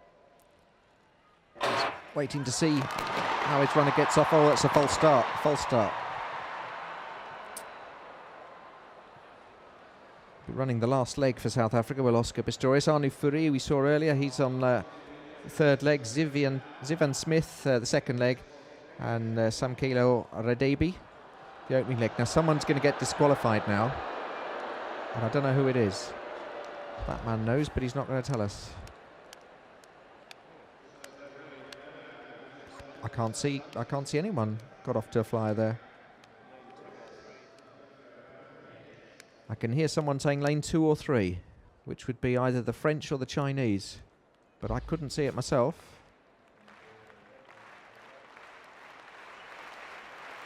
Oh, it's such a shame when people get disqualified for false starts, especially if it's your whole country gets disqualified because you twitch. And you just wait to see if the officials come out with the red card. Marshall, will you issue a green card, please? There's no warning. Okay, it's a green card. That's good. Everyone cheers because no one's disqualified.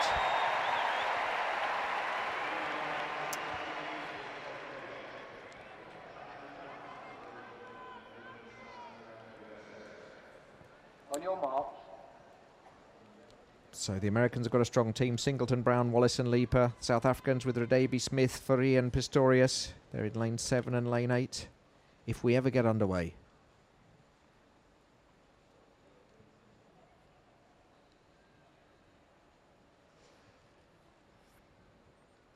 There's Oscar waiting to run the last leg.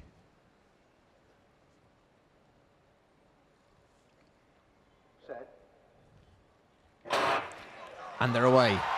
United States starting strongly in lane 8. South Africa going well in lane 7.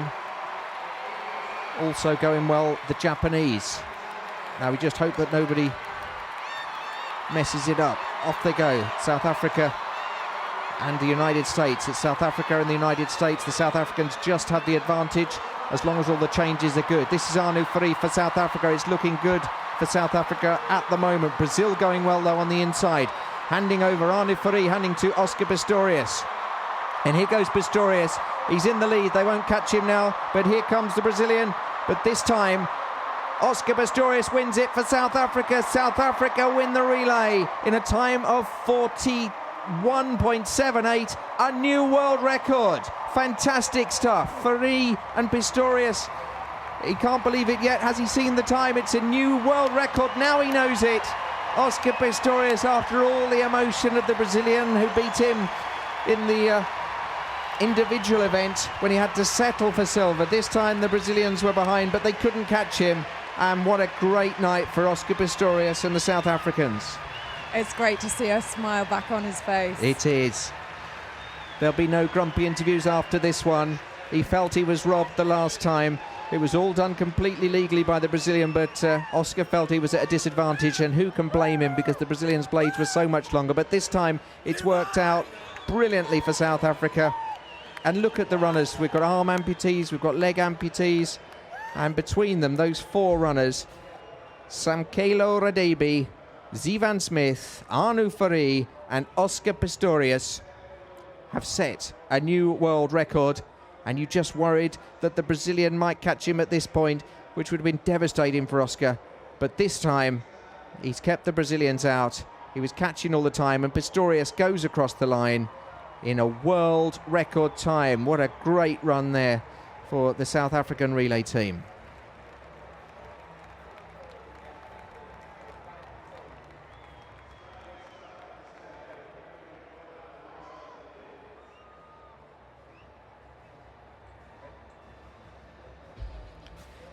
So what a great moment to end on. This is where we're bringing to end our coverage of the athletics here from the Olympic Stadium on the international stream for television. We're continuing on the web on Paralympic.org. The South Africans celebrate. They're getting their flags. We'll just see the start of their lap of honour before we lose you. South African fans who want to continue watching, or anyone in the world, you'll have to join us on Paralympic.org and look for the athletics stream. Thanks for your company tonight, Natalia. You've been fantastic. You're welcome. It was great to join you. And keep following us on @Paralympic and like our page, facebook.com Paralympic Games. And here we see the South African team posing in front of that new world record, 41.78 for the men's 4x100 metres. 4 very happy chaps, Samkelo Radebe, Zivan Smith, Anu Fari and Oscar Pistorius. We're saying goodbye to you on the international channel, and I hope you'll join us tomorrow night at 7 o'clock London time. Goodbye. Goodbye. Ladies and gentlemen, boys and girls, we now have the victory ceremony for the women's T37 200 metres.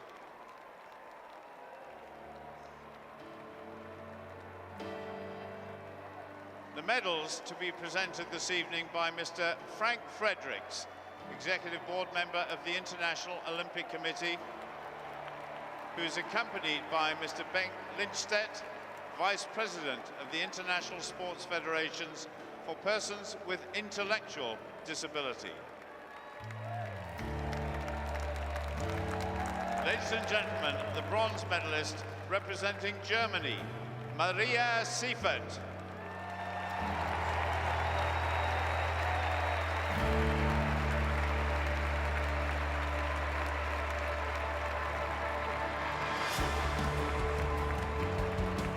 So this will be the victory ceremony where for the first time ever at an Olympics and Paralympics we're going to hear the Namibian anthem, because Johanna Benson is going to get the gold. And the clue, we were talking about Frankie Fredericks, and did he ever win Olympic or Paralympic gold? He didn't. He won Commonwealth and World Championships.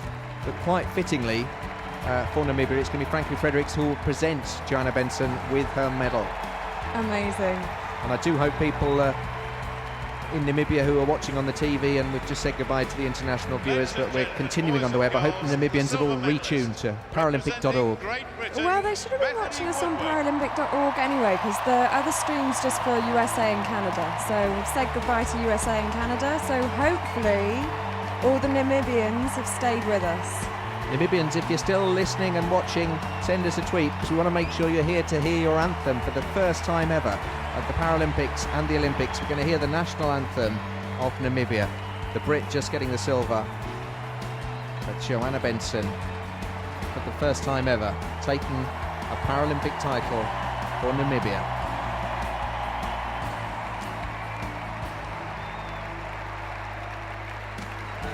She did it with a time of 29.26. Boys and girls, the gold medalist and Paralympic champion representing Namibia, Johanna Benson.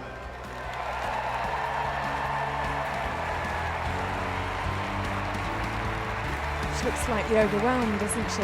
She does look a bit overwhelmed. The runner who suffers with cerebral palsy. She's a T37 competitor. And Frankie Fredericks, the most famous ever Namibian runner in Olympic history, gives her a big kiss.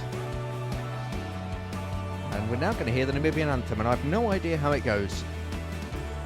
So let's hope it's a good one. Send us your tweets from Namibia. Tell us how proud you are of Joanna Benson at Paralympic. Please stand for the national anthem of Namibia.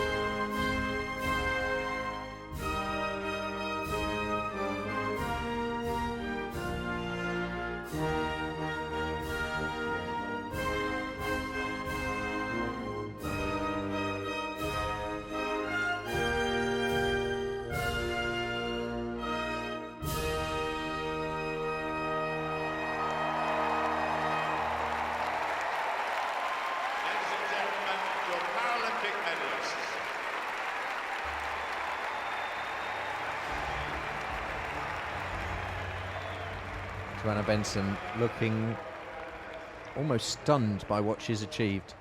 Bethany Woodward and Maria Seifert just coming up and giving her a lovely kiss, and just making sure she's all right, because she almost looks completely overawed by the whole experience. I don't think she can quite believe that she has won the first ever gold medal in Olympic and Paralympic history for her. And now we do get the lovely smile. There's the winner of the women's shot put in the F20, Ewa Durska, setting a Paralympic record of 13.80.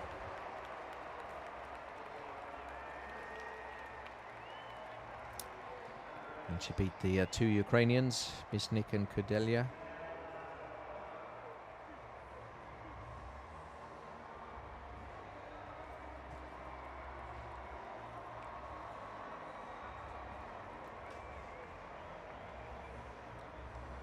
Just getting through that a few Namibians were watching it on our other channel, but if you have missed anything, you can watch it again on the Smart Player on Paralympic.org.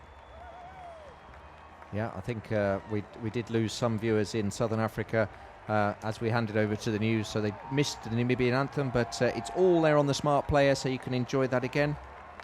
Unfortunately, we do have a very strict schedule we have to stick to, but I also would be pretty annoyed if I'd missed my anthem, so do check it out on the Smart Player.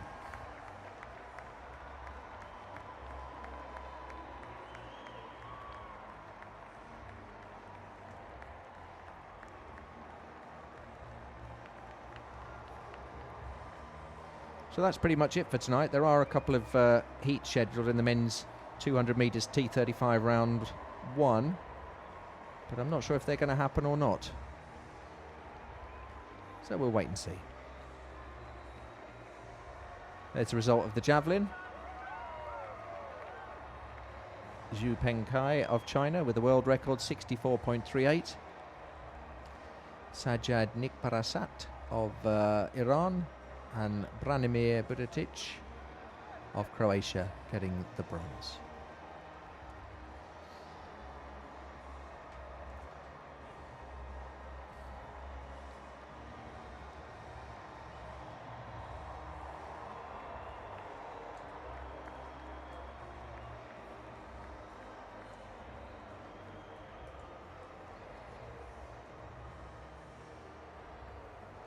And now it's the medal ceremony for the women's 100 metres T46.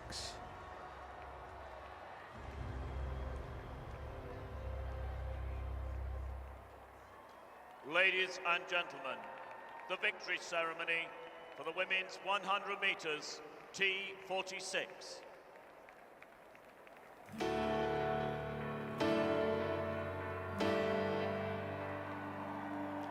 The medals will be presented by Mr. Chris Cohen, CBE, member of the Paralympic Order, who is accompanied by Mr. Peter Aliff, President of Visa Europe. Ladies and gentlemen, the bronze medalist, representing the People's Republic of China, Wang Yangping.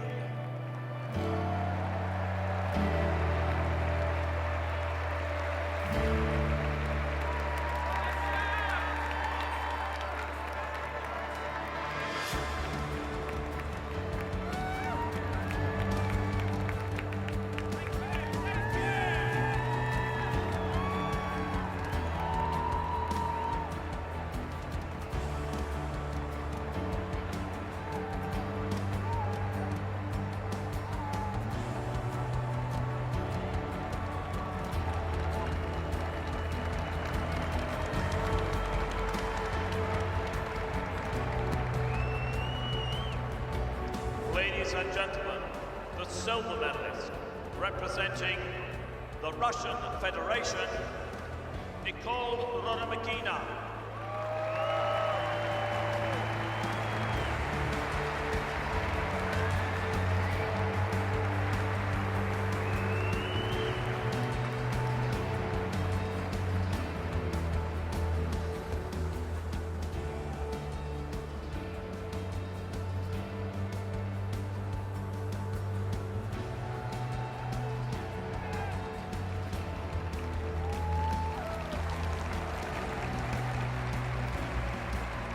Ladies and gentlemen, the gold medalist, Paralympic champion, representing Cuba, Unides Castillo.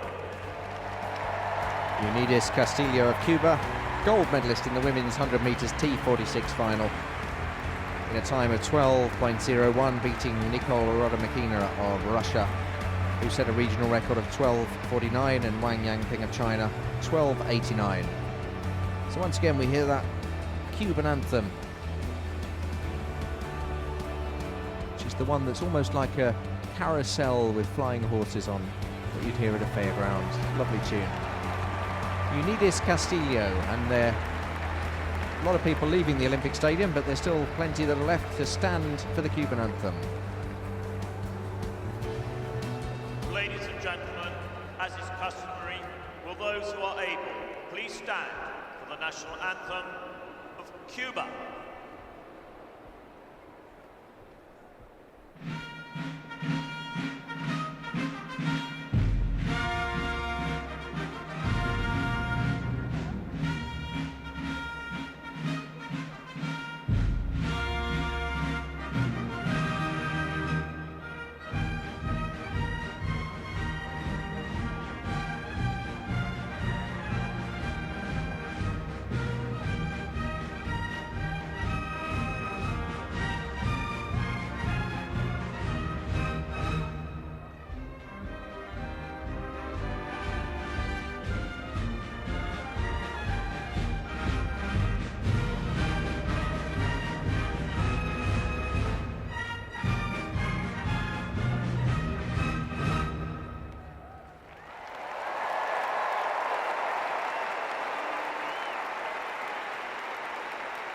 Ladies and gentlemen, your Paralympic medalists. There they are, Unides Castillo, Nicole Rodomakina, Wang Yangping. Gold, silver and bronze in the women's 100 metres T46.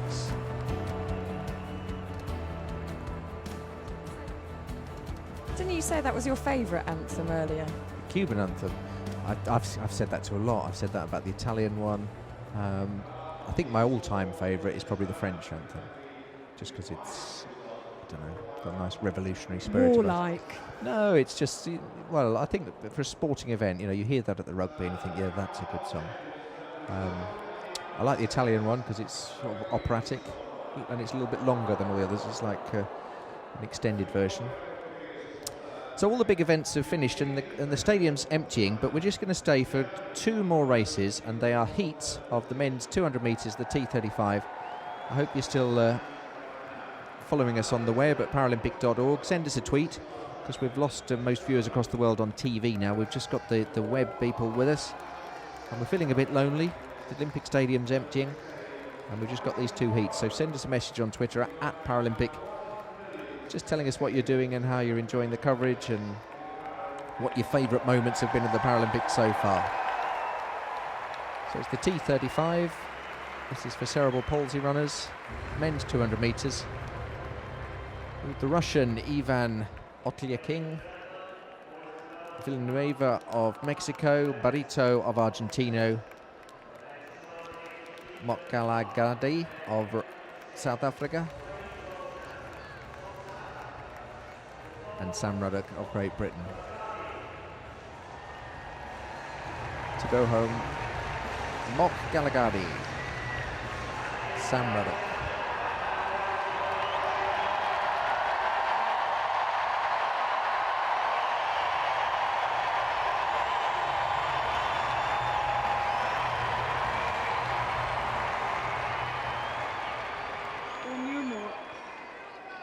So it's just a heat, this one. There's no medals on offer. All the finals are over. That's why the bulk of the crowd's gone home. But just put these two races on at the end of the night because they need to get them in the schedule.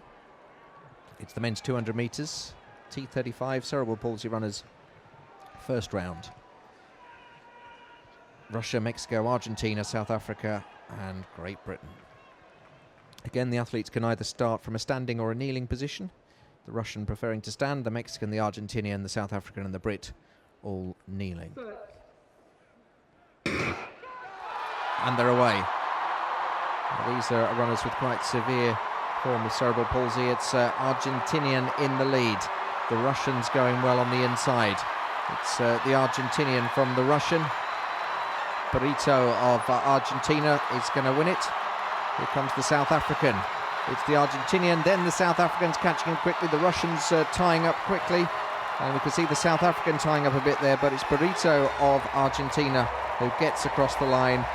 Mokgalagadi of South Africa coming in second, and Otlyakin of Russia in third place. And the Argentinian absolutely delighted with that. Hernan Barrito qualifies with the regional record of 27:19. Tiboho Mokgalagadi of South Africa, 28 years old, qualifies with a personal best. And Ivan Otlyakin of Russia also qualifies with a season's best. Sam Ruddock of Britain finishing fourth with a personal best of 28:75. And the Mexican Villanueva, 23 years of age, a long way back with a time of 31:51.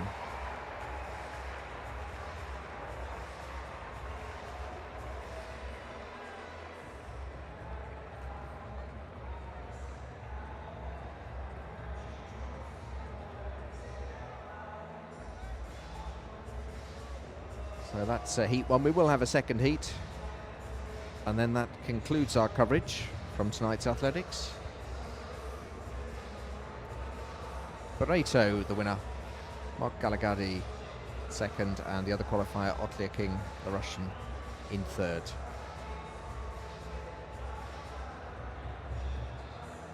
And South Africa's been trending on Twitter this evening. Has it? Yeah. Excellent.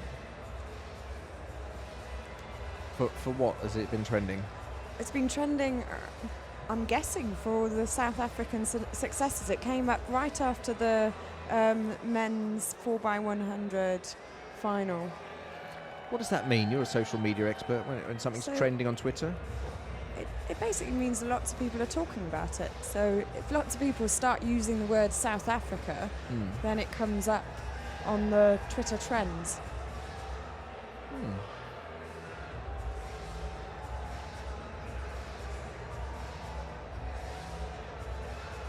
Well, there should be a second heat coming up.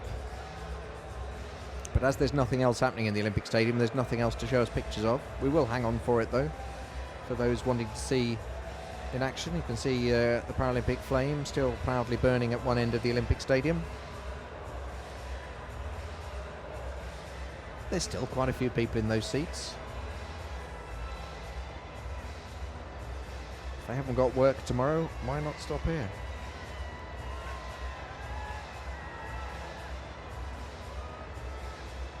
No, that shot must have been recorded because the seats are a lot emptier now. as they've come down. Very misleading. You never know what you're watching is live and what's recorded. Just had a question through. Who is the most liked Paralympian? The most liked? I don't know. What does that mean? I've no idea. That was just the question. Who's the most liked Paralympian? Who's the most liked Paralympian? Well, I suppose Oscar Pistorius is very well liked because he's very famous. Yeah, he's very famous. Yeah. David Weir is very well liked because he's a Londoner and he's won 2 gold medals. Ellie Simmons of Great Britain, the swimmer, she's very... Sarah Story. Yeah, I mean all the Brits are very loved because obviously the home crowd love them. But that Brazilian with the fingernails, Guilhermina. Teresina Guilhermina, yes. Guilhermina, yeah. Oh yeah, you've got to love her. Yeah. She's just such a great character, isn't she? The Italian we just saw singing the anthem. And then, of course, there's Alex Zanardi, the Formula One racer who won gold in hand cycling today. Absolutely, yeah. He's been very popular. Lost his legs in a car crash. And was in the hand cycling, which was actually at Brands Hatch. Yeah, it's the first time he won gold on that course. He's come second and third as a race driver, and he won gold today for the first time. So they're entertaining the crowd with a bit of Tom Jones now, Welsh singer. It's not unusual. Is this where you start singing, Jeremy? No, this is where I tell my Tom Jones joke. So this man goes to the doctors and he says, I keep singing Tom Jones songs. And the doctor says, yeah, what you've got there is Tom Jones syndrome. And he says, oh, is that very common? He says, it's not unusual. That's a Tom Jones song, which they're singing now. Oh gosh, I hope the racing starts soon. So do I. There's these 2 athletes walking through the Paralympic village. One of them's very tall and he meets a guy coming the other way and he says, excuse me, are you a pole vaulter? He says, no, I'm German, but how do you know my name? You like that one? Well, I'm only laughing out of desperation. I used to go out with a javelin thrower, but she chucked me. Oh no! Please start the racing. Men's 200 metres, T35, round 1, heat 2.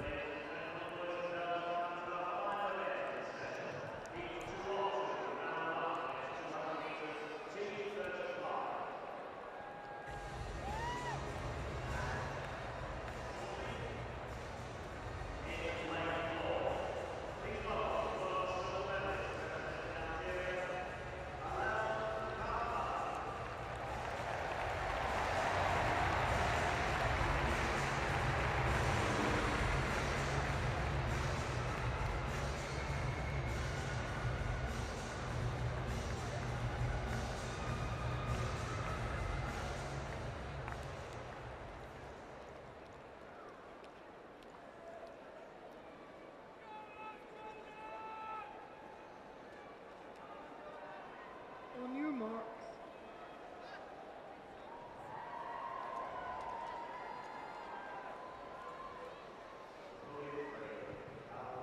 So this is heat 2.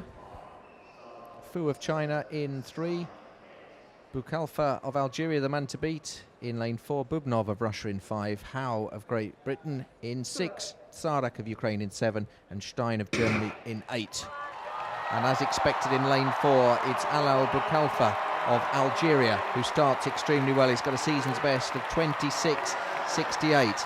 The Algerian in the green in lane 4, going extremely well. Fu of China in the red just inside him, and now Fu of China comes past, and it's the Ukrainian Tsarak who's going to come through and win this heat. Tsarak of the Ukraine and Fu of China, then Boukalfa of Algeria in a very heavy fall at the finish. Ukrainian kisses his badge. Yuri Tsarak qualifying with a world record time. Oh, we can't believe it. The crowd that have stayed behind for the heats rewarded with a world record, 26.58 for Yuri Tsarak of the Ukraine. Second, Alel Boukalfa of Algeria, qualified in 27.39, and also qualified Fujin Chan of China in 27.42, qualifying with the season's best.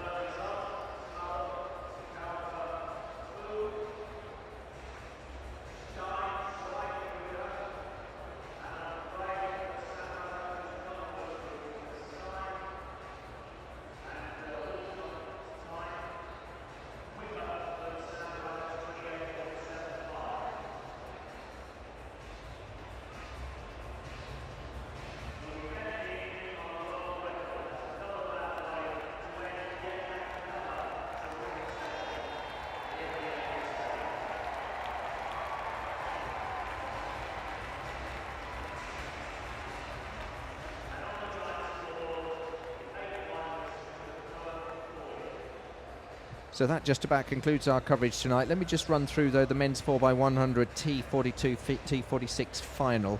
There were a couple of disqualifications in that. France and the United States were both disqualified. In fact, there were 3. The Brazilians were disqualified as well.